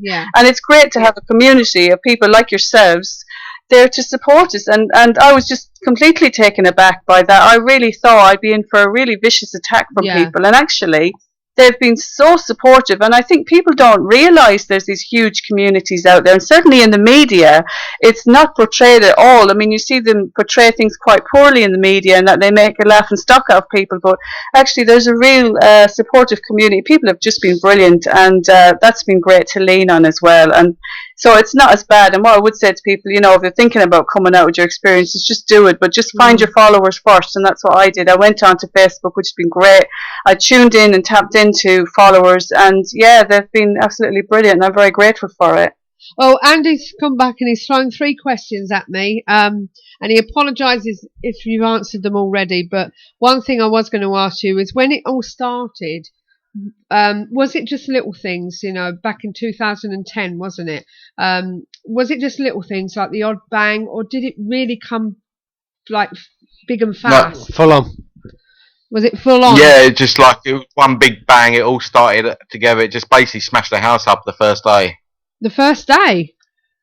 The first day. Yeah, the first day was incredibly active. I think no matter who would have been here, it would have happened. Yeah, the first day it just completely, basically smashed our house up. Everything went fine. And that was the introduction, was it?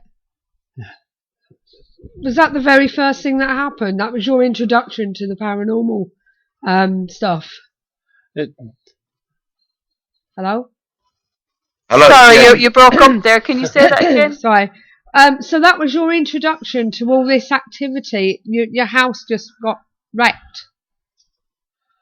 Is that what you're saying? Yeah, I mean, all our cups and plates were all smashed. Pictures were taken off the wall. I mean, so much happened, didn't it, Neil? Like, knives were thrown, cutlery was thrown, things were flung out of the cupboards. Like I say, my colleague was there for 3 hours, and it only stopped when I took out the video recorder and tried to video it. That was something we were never able to do. Whenever we take the camcorder out, things would stop. But yeah, the first day was very, very active. It wasn't quite as much the next day, was it, Neil? No, it lasted about half a day the next day, and then it sort of slowed down a bit. Then it left us for a while, and then it came back again. Yeah, and it was 10 years you lived there before it happened, is that correct? How long had you been living there before it started? Sorry, you're breaking up again. How long had you lived there before it started? Are you getting me? No? Sorry. Let me call you. Let me just call you. Okay. 2 seconds. Okay. Can you hear me now? Yeah, I can hear you now. It's your mate, I think. I never hang on, I never typed that. Right, basically, is anybody else using my handle? not as far as I'm concerned. Well, someone's just using my handle, just coming if you hit F5, it does a hard start. So basically, I didn't type that. Oh, wow. It's alright, our chat room's just gone weird. Something's just typed, if you lose connection, hit F5, does a hard reset. And Steve didn't put that. I didn't type it. Nothing to do with me. So, anyway. I typed that. What was the question I was asking? What was the That question you? I was asking? Steve, What? what was the question I was asking? I know. If it started 10 years. Oh yeah, how long had you lived there before it started? 10 years? Yeah. Did you say? No, we moved in 2004. Right, okay. And it started in 2010. So it didn't start till 2010. So. Right, okay. Now, was anybody else in your street having anything similar, or was it just you two? Just us two. Just us, you two. And what was his other question? 2 seconds, it's jumped up.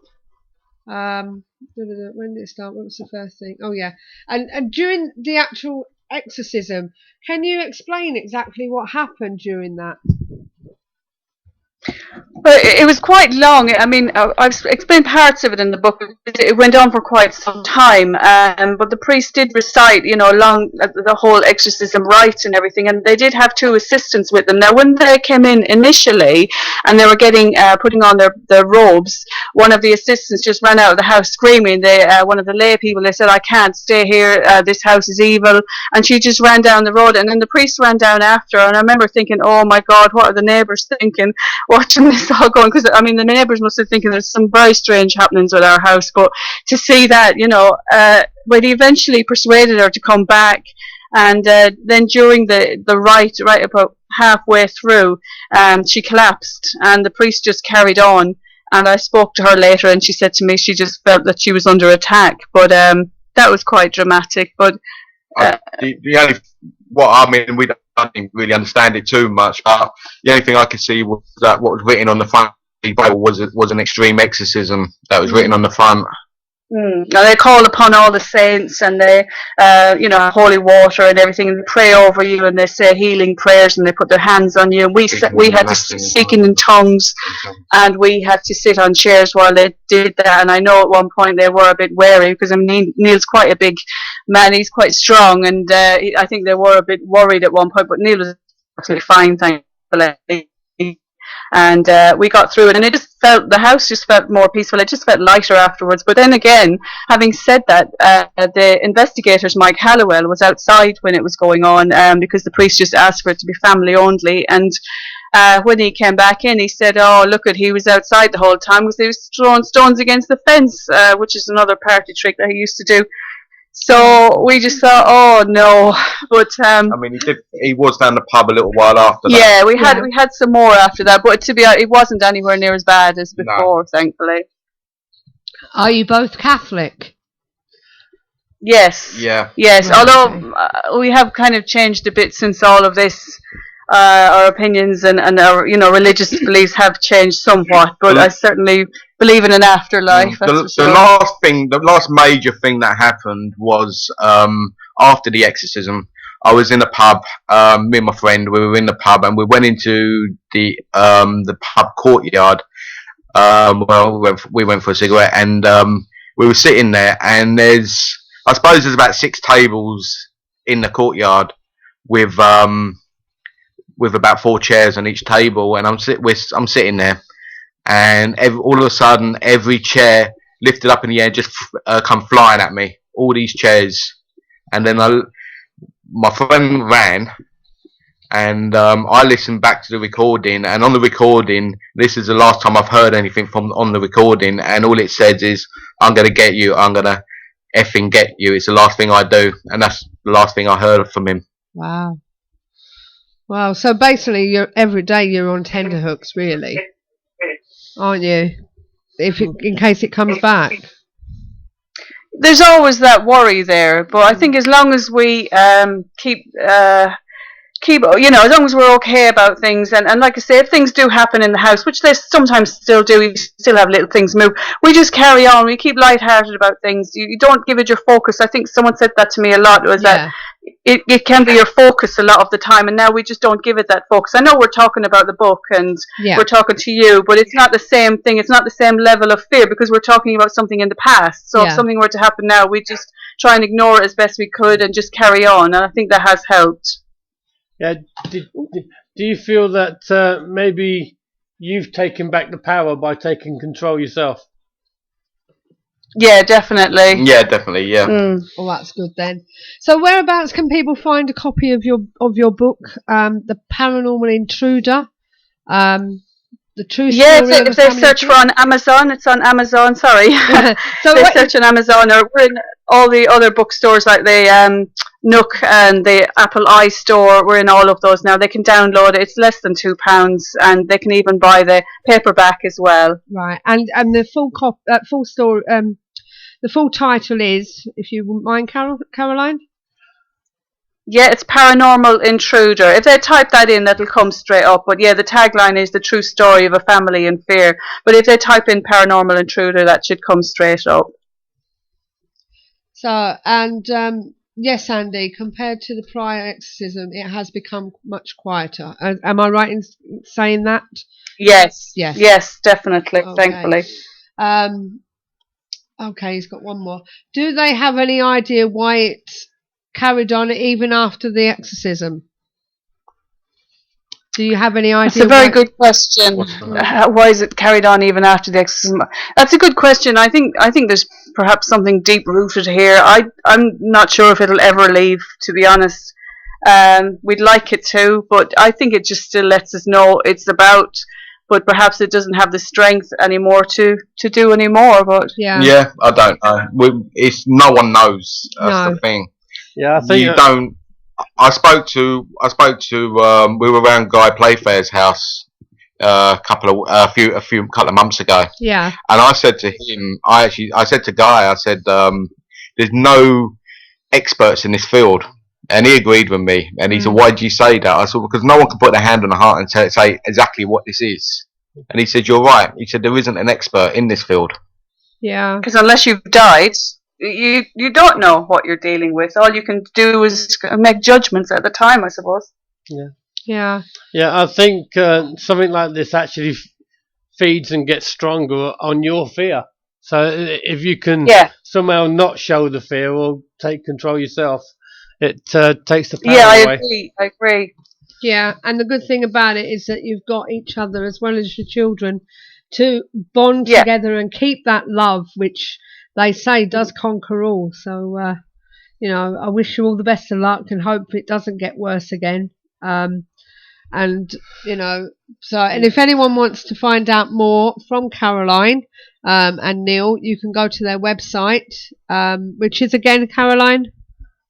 Yeah, www.caroline and hyphen, that's the little line in the middle, rights.com, that's WRITES.com, or if they just search it online, they'll probably find us. But yeah, definitely, we're happy to hear from anyone, and thank you for having us on today, we really appreciate it. Yeah, thank you. That's no problem. You're welcome. Andy Mercer has just emailed you, so I'll leave you to correspond with him. He'll probably have some more questions for you. And he's just put up that I'm sure that me and Sue can confirm he's not a nut. I can confirm he's not a nut. Okay. he's just asked me to confirm that.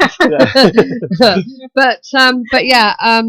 So I'll leave him to continue any questioning and any history he can get about your area as well, and maybe anything else he can help you with. Yeah, you never know what might come of it. Thank you. We'll let you know if we get any answers. Oh, yes. Please do keep in touch with us and, let us know of any changes, if you wouldn't mind. One thing. Yeah, definitely. Yeah. One last question. Are you thinking of doing a follow-up on the book with all the stuff that you couldn't get in the first one? Yeah, I think one day we probably would like to, but to be honest, it was so hard to write the first one. Like I say, it took us a year. I'm just having a break from it now, and I'm certainly busy promoting it as well. So I think one day we probably will, when we've overcome it completely. It would be nice to have an answer. You never know. One day we might find out what it is, and it would be great to have something end with a bit more resolve. So yeah, we'd love to. So hopefully one day we will. Okay, well I wish you, Neil, and your family all the best of luck. Don't forget us. Thank you. Happy please Easter. Take care. Happy Easter for next week. Yes, definitely. Thanks very much. And okay, you too. Take care, guys. You too. Bye. Bye. What an interesting story. It is. Wow. Yeah, as I say, I'm gonna have to. I think I've actually got it on my laptop, so I'm taking my laptop with me this week. So I'll have a read from there. Are you saying that our page keeps buffing, Andy? We did have a problem with Skype with it over on Chrome, so I've just had to go to Firefox. I don't really want to cancel it and try again over there because it won't acknowledge the camera. But if you can just bear with it for tonight, I'd appreciate it. Yeah. If it does go again, I'll try and get back to Chrome. I can't really imagine trying to live with all that going on. No, I can't either. You got an entity that's basically trying to kill you. Yeah.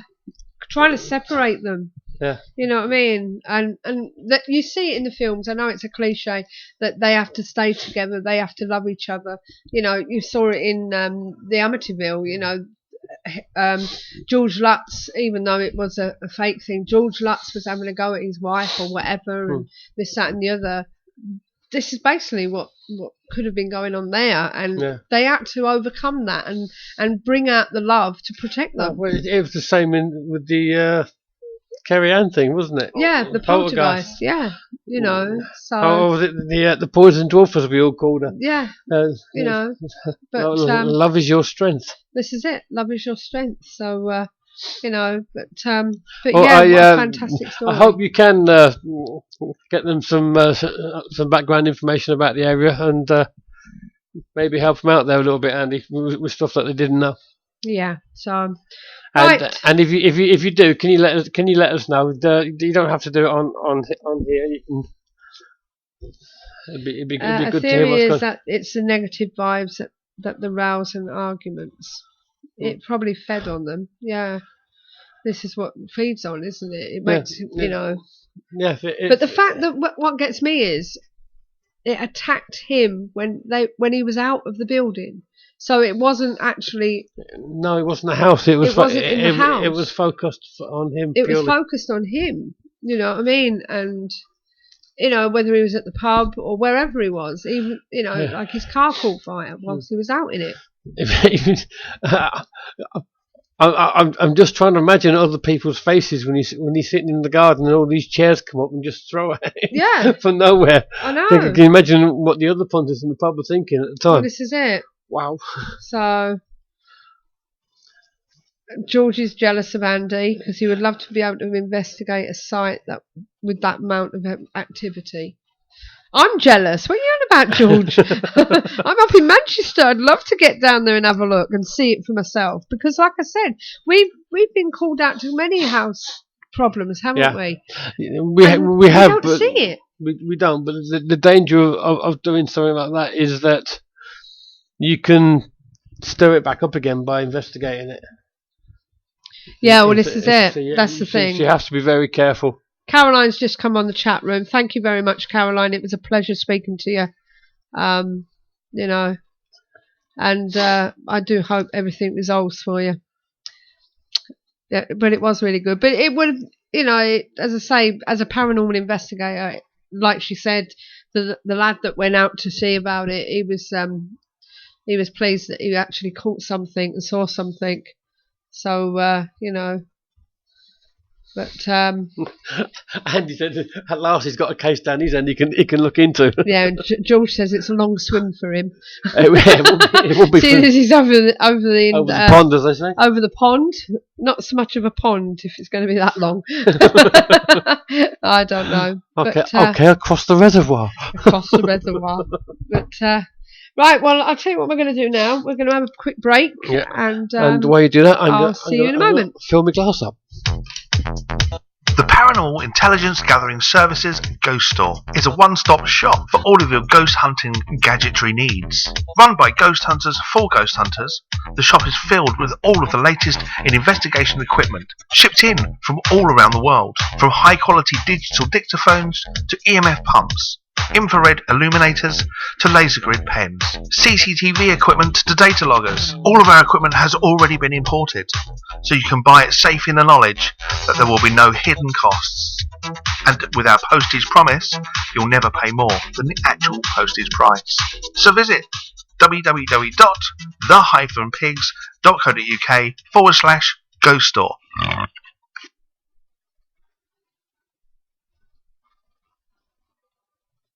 We've got all the news right here. Don't go away. Fed up of wading through the activities and events that other advertisers include? Find just what you're looking for at paranormaleventsforyou.com, your one-stop paranormal directory. And coming up for the rest of the month, this is what we've got. We've got the 17th of April. Molly O'Grady's doing their usual psychic supper in Leicester, in the city centre on the 17th. 19th of April, Compass Paranormal are off to London Tombs and London Bridge in the capital.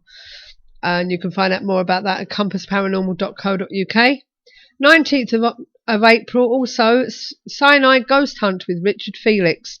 Find out more at Burton Ghost and historywalks.co.uk. And on the 25th of April, Simply Ghost Nights are going to a mystery commercial property in Middlesbrough. Some parts of Middlesbrough have changed beyond all recognition over the years, Linthorpe Road being one of the earliest main roads through the town centre. Up until 1934, there would have been trams running up and down this busy street, which has now made way for what is now a busy road. They were called into by one such shop to investigate the ghostly goings-on, and after spending just one night there, they decided that this would be a perfect addition to their events page. Find out more at simplyghostnights.co.uk. Simply Ghost Nights. 25th of April to the 27th of April, Colditz Ghost Hunt with Compass Paranormal over there in Germany. They're following our lead, doing the European ones, as we said before. 25th of April, Psychic Supper again at Molly O'Grady's in Leicester. On the 26th of April also, Hippodrome Theatre, Eastbourne.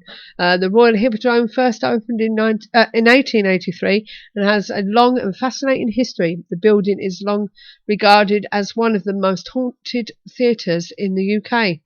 And the -pigs.co.uk will be conducting an advanced level investigation at this location for people who have attended with them before.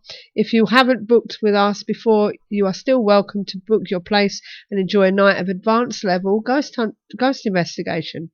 So for one night, you can have a chance to try and experience these things for yourself. On the 26th of April, Doncaster Air Museum in Yorkshire joins Simply Ghost Nights on a ghost hunting event at this most haunted of former RAF bases. The site was used during the Second World War by the RAF, preceding that it was a civilian airfield.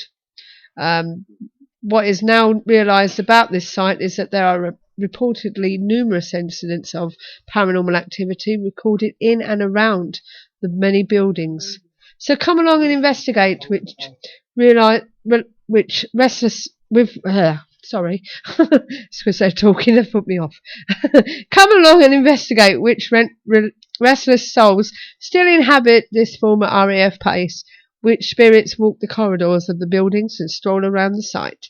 Find out more at simplyghostnight.co.uk. And don't forget, our two favourite mediums, Tony Stockwell is out and about around the UK.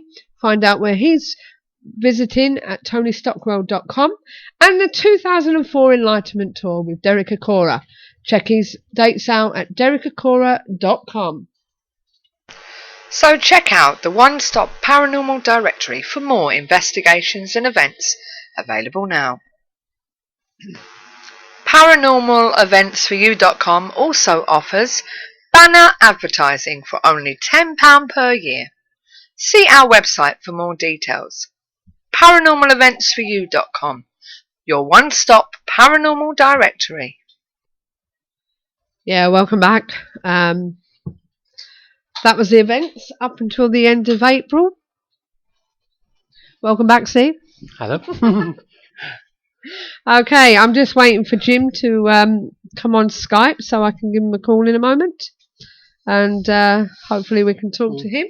No offence to our other guests we've had of late, but I think that's one of the best conversation we've had for quite a while. It has been very good. Really interesting. It was really interesting.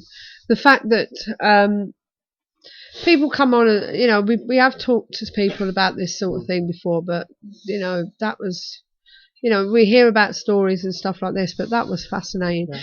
Not for Caroline, obviously, and Neil and the family, but it was really good. For the likes of us, it's really fascinating. I mean, we do this kind of thing, helping people when we can. I mean, obviously, we do the ghost hunts and stuff. And me and John was just saying out there while we were refilling our glasses that I think we would have needed a new pair of shorts.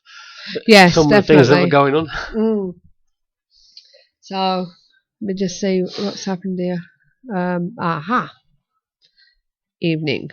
Right, it looks like we are ready for our next guest. Oh, hello. He's ringing us. Where to He's go? ringing us. Go for it. God, you're eager, Beaver. Hello. Hello. How are you? Very well, yourself? Not too bad. I didn't expect you to ring me. Did you actually hear me say when he's ready? Was you listening to the show? I can't hear you very well, sorry. Why can't you hear me very well? Got a bit of... Do you want to turn your video off? I can't hear you at all. What you doing? Sorry. Can you turn your video off? Sometimes that helps. Sometimes that helps? There you go. There you go. Sometimes it helps because it doesn't use so much waveband. How's that sound? Yep. It's good. Better. I was saying, was you listening in? I was. So you knew I was ready for you? Yeah. Exactly. That's why I thought I'd jump on the desktop. So. Yeah. So have you enjoyed the show so far? Very interesting. It is, isn't it? I'm not quite sure I'd want to live in a house like that, but... No. Right, well, ladies and gentlemen, I'd like to introduce you to Jim Armstrong. He is from Truth Searchers UK, not Seekers, as I keep saying. So, Jim, tell us a bit about yourself. Yeah, certainly. I basically, with Truth Searchers, we formed in 2011 just as an online group chat on Facebook. Myself and Mario and a friend. And then in 2011 we went and worked for a large paranormal group. Spent a couple of years with them. And then in the beginning of 2013 decided to set Truth Searchers up as a public event. But we also do, because we're non-profit, we do a lot of private investigations as well as public. And then we've got Joy and Kev who have come on board. And we've now been going for about 14 months. Wow. So yeah, it's been going really well. And what got you into the paranormal originally? As a child, I was always really interested in. My sister actually saw an apparition in her bedroom and refused to sleep in her room. So I said I would swap bedrooms with her because it never bothered me. No. But then I also saw it as well as a child and was always told, oh, you're seeing things, it's not real, the usual things. Yeah. And then it just got my interest in it, really. And then I met Mario about 8 years ago now, who's our medium on our team. And he took me on an investigation and hooked ever since. So, yeah, so now it's every week. I can't get enough. Yeah, I know the feeling. Do you have you actually experienced anything? Not obviously not as much as Caroline, but No, it's hard because I don't class myself as being sensitive or medium. But I have seen things that I can't explain. We was in D-Day tunnels down in Portsmouth last year, and we was in 3 vigil areas. There was myself, Mario, and our friend Kirk, and we'd heard noises from a corridor just outside the room. Yeah. Well, at the end of the room, there was this really small hole. It's only about 3 foot tall. So I've poked my head through the wall, as you do, to see where this noise was coming from.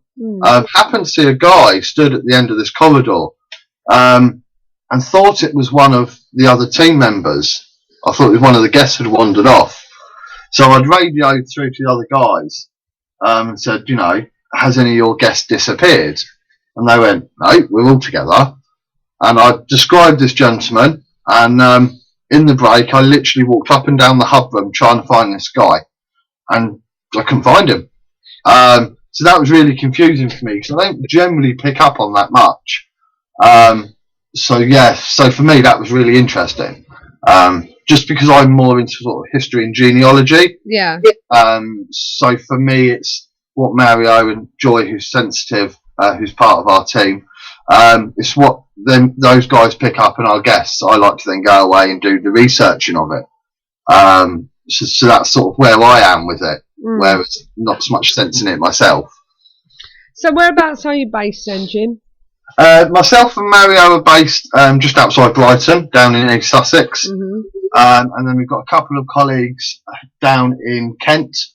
And then we've got up in Essex as well. The third founder of True Searchers sadly passed away February this year. Oh, sorry to hear that. He was actually from Essex. So we were from all over, really. Yeah. And then we've got a friend who's down in the southwest as well, sort of Dorset. So, yeah, we're literally all across the south. So, how far do you actually travel? Do you come up the country? I've been as far north as Birmingham, was my first ever one. Yeah. Which was about 8 years ago now. But generally, as a team, we sort of go Kent, Sussex, Essex, Suffolk, or as far west as Devon. Yeah. So literally right across the whole of the south.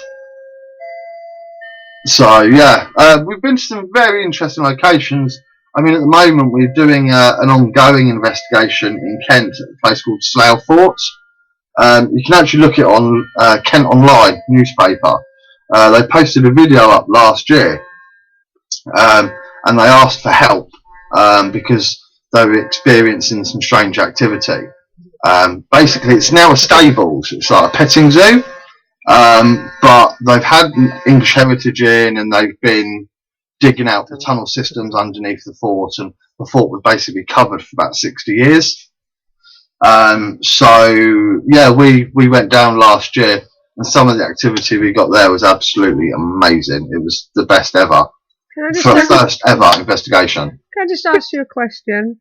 Yeah, certainly. Have you got a clock? I have. It's on. It's past. Do you know what? As it was going up, I was thinking, please be quiet. Well, it was quite weird because since you'd been on, the whole room just shook, and I thought, what the hell, right? And it's windy outside, and it's come down through our fireplace and just blown in the room, literally. And then we heard the clock, and I thought, hey up, what's going on here? Yeah, no, it's me, unfortunately. Oh, God. Nothing exciting. Oh, my God. I think Caroline's giving me the EPGBs. Oh, my God. But as I always say, I am human. But I've actually experienced something since we've been going. We've only ever experienced it, when I say once, it was at one place on a couple of occasions. Glasses being thrown, and one actually came down in front of me from what looked like through the ceiling. You know what I mean? But, okay. You know, so can you say that you've actually had anything happen? Yeah, I mean, what I found interesting, we've done a place in London called the Ragged School. Oh, I'd love to do that. I won't give out too much information. I'd love to do that place. We were basically in the basement. and we were getting some Ouija board activity. Yeah. A well-known group that we were with all the time, so we trusted everybody around the table. We were getting a female's name up on the board, and when we listened back to the EVP recorder that was actually next to the Ouija board, you can actually hear the name come through on the EVP recorder. Wow. But it wasn't actually anybody that was in the room at the time. So for me, that was really interesting. Yeah. I very much like the things that can't be humanly manipulated. Yeah. Because once you've obviously got rid of everything that's man-made, anything that's naturally occurring, what's left is by nature paranormal. Yeah. So it's stuff that can't be manipulated that I enjoy. Yeah. So it's that sort of stuff. So how does your group work, would you say? What's a typical night for you? Sorry? What's a typical night for you? Well, we basically, the way we normally work is we all have sort of our own roles within the group. So obviously we've got Mario, who's our medium. You've got myself, who does the history and genealogy. Joy is our host. And then we've got Kev, who's technical, so he does all our CCTV and things like that. And then we've got two other part-time investigators with us as well. So Tom does photography and Dave does a bit of technical as well. So we normally do an introduction into the team, talk a little bit about the kit, how to use it, things like that. And then we'll go off. We normally do like a medium walk around with Mario, and he'll pick up on certain areas within the building.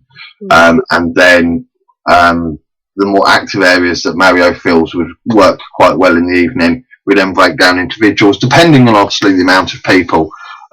We don't generally like to have too many people on an investigation. We like to try and keep the numbers to a minimum if we can, because I always think it's best to not have bleed over and things like that.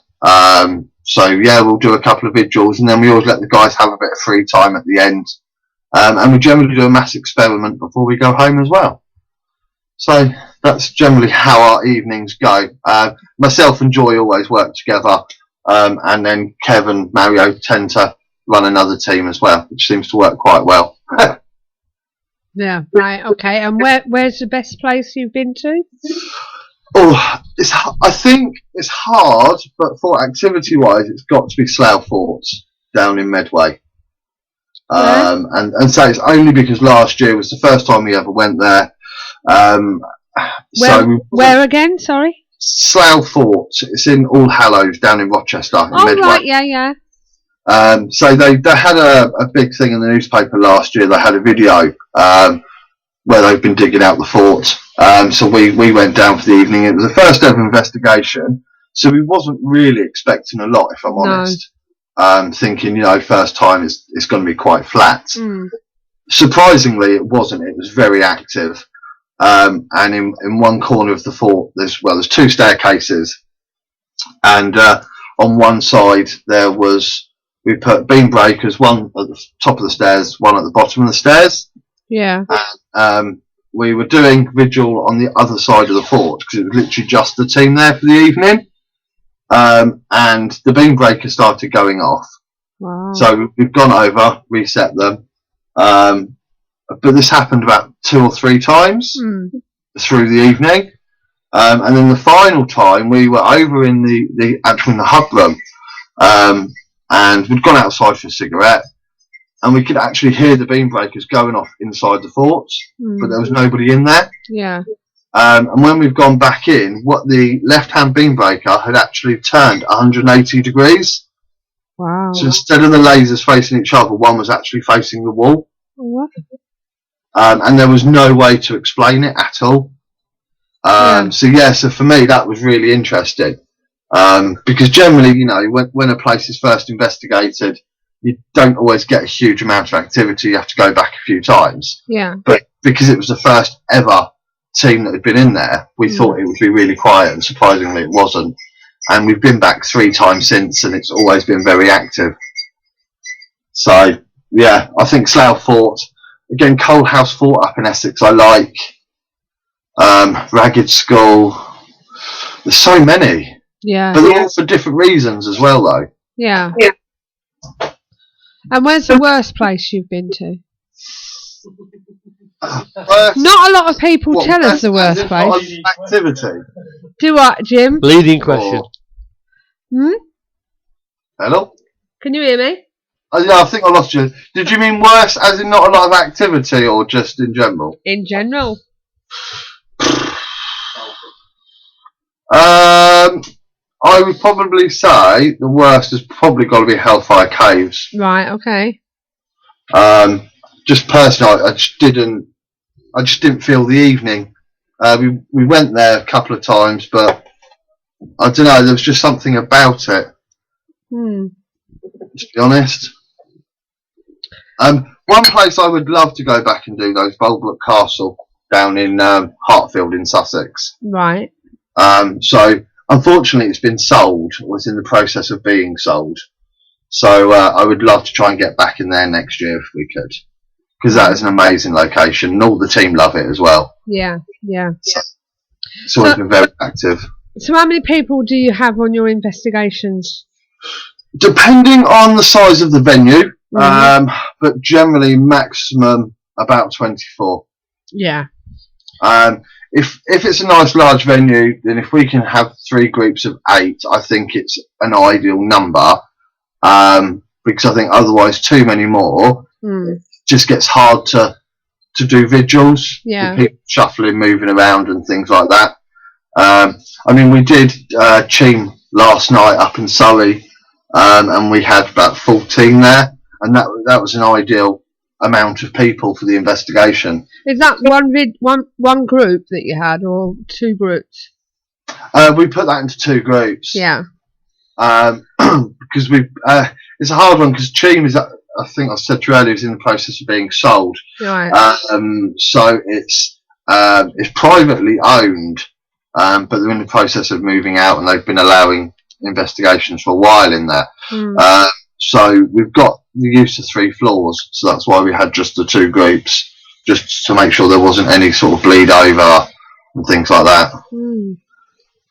And where have you got coming up at the moment? Sorry? What places have you got coming up at the moment? We have Arundel Jail House at the end of April.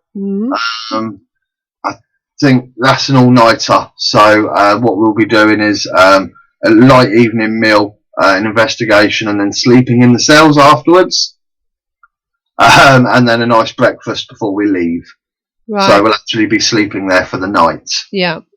So it's a lock-in. Then we're at Kelvedon Hatch up in Essex, Brighton Police Cells in Brighton, and then I think we're up in Harwich, Redoubt Fort. So we're sort of a bit all over. Yeah. I've got a 10M on the chat room, and they're asking how good was the old rectory in Cheam, or rather that, or isn't they're making a statement? But how good was the old rectory? It was a mixed bag, if I'm honest. The first half of the evening was very quiet, and it was only when we got to about 1 o'clock this morning it actually really started to pick up. Yeah. And the last 3 hours we got some great activity, especially with dowsing. I had some personal things come through to me, which was quite strange because I had won't say too much, but there's 2 girls doing dowsing in one area, and all the questions were asked to me for some reason, and all the answers were exactly correct. So that I found very interesting. Good. Very, very mixed bag. Yeah, Tan said he loves the cellar. He said he loved the cellar. Oh, he was making a statement, but he says he loves the cellar. Yeah, the cellar was very good last night. Yeah. I know Mario did some scrying last night down in the cellar, and nearly everybody picked up on the same 2 figures within that area. We do a little experiment where basically we take people off one at a time to do the scrying, and then they tell us what they experienced, but they don't talk to the rest of the groups. No. And then we compare it at the end of the evening to see if everybody got the same sort of senses or feelings. Yeah.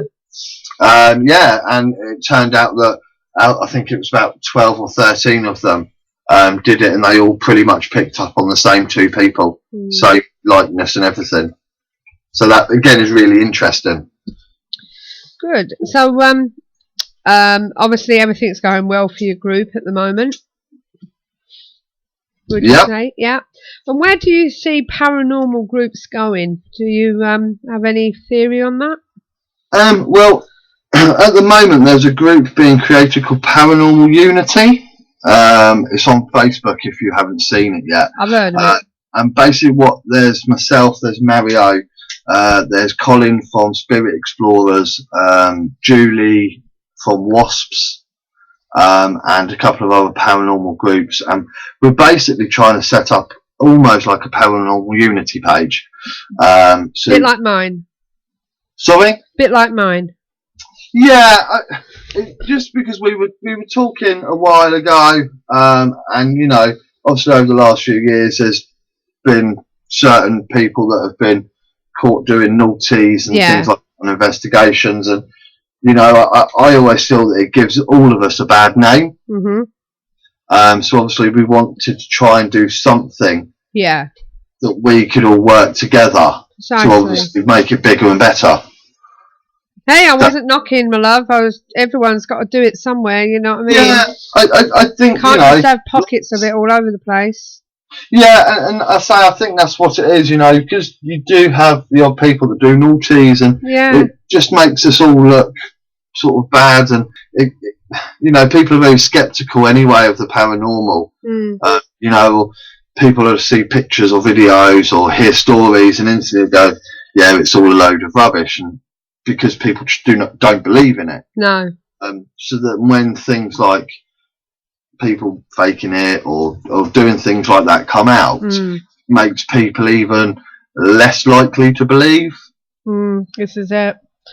See, I've always worked on the stance that you can't turn the paranormal on like a light switch, but there are groups out there that seem to guarantee it. Yes. You know what I'm saying? I would, or myself and all the team, we would much rather sit in the dark for 12 hours. Yeah. Absolutely nothing. Because at least at the end of the day, I can go home and know that it was genuine. Yeah, this is it.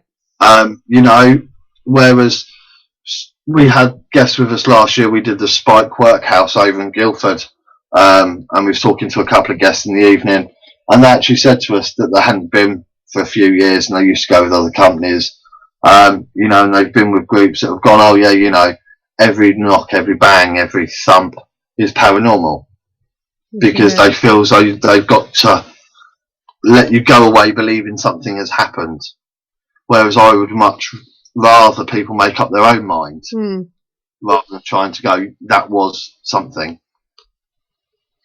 Well, this is it. So just hope that nobody spoils it for you.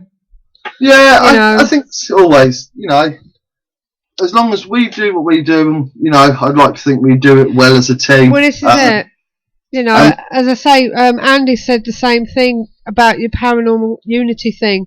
It's hard to set up, but the thing is, someone somewhere tries to spoil it, doesn't it? Yeah, there's always somebody that wants to be the be all and end all. Yeah. They want to be the top dog, and it's.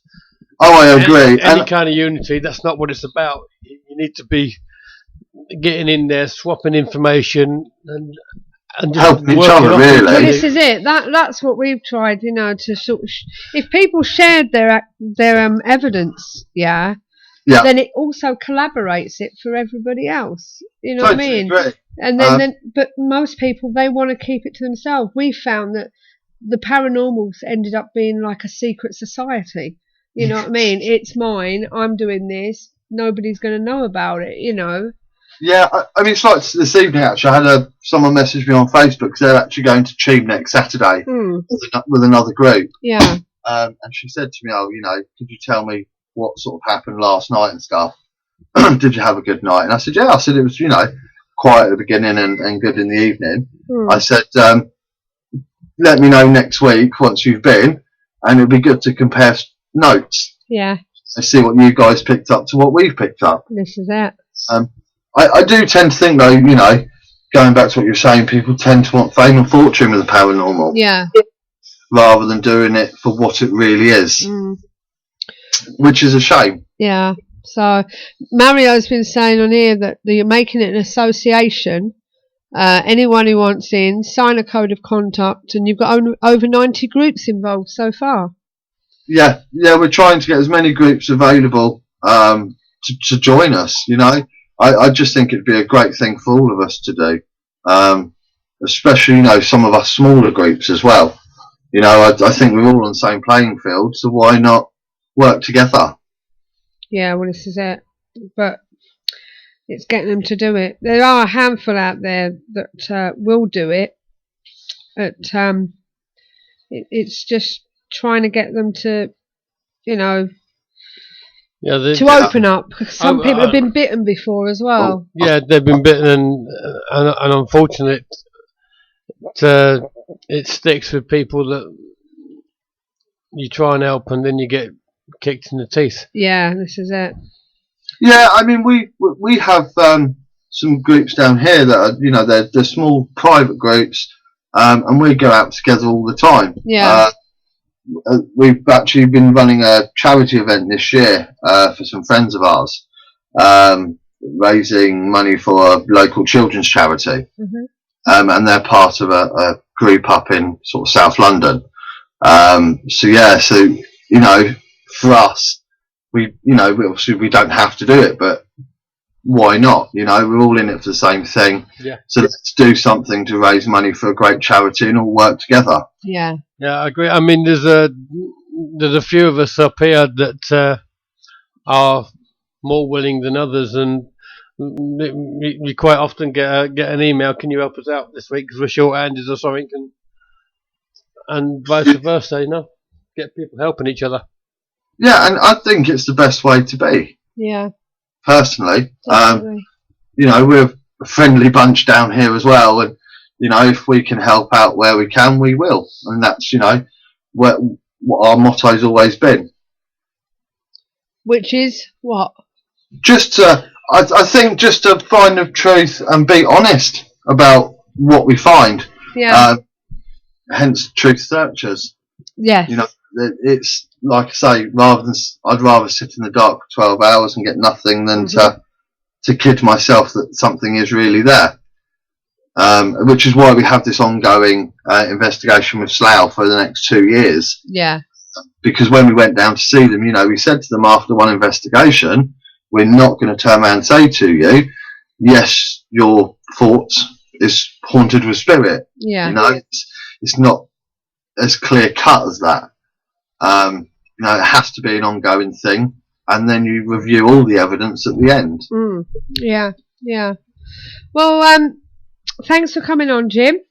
Not a problem at all. And as you say, your next event is in end of April, did you say? Yeah, April 26th, so 2 weeks' time. Right. Is there any tickets left?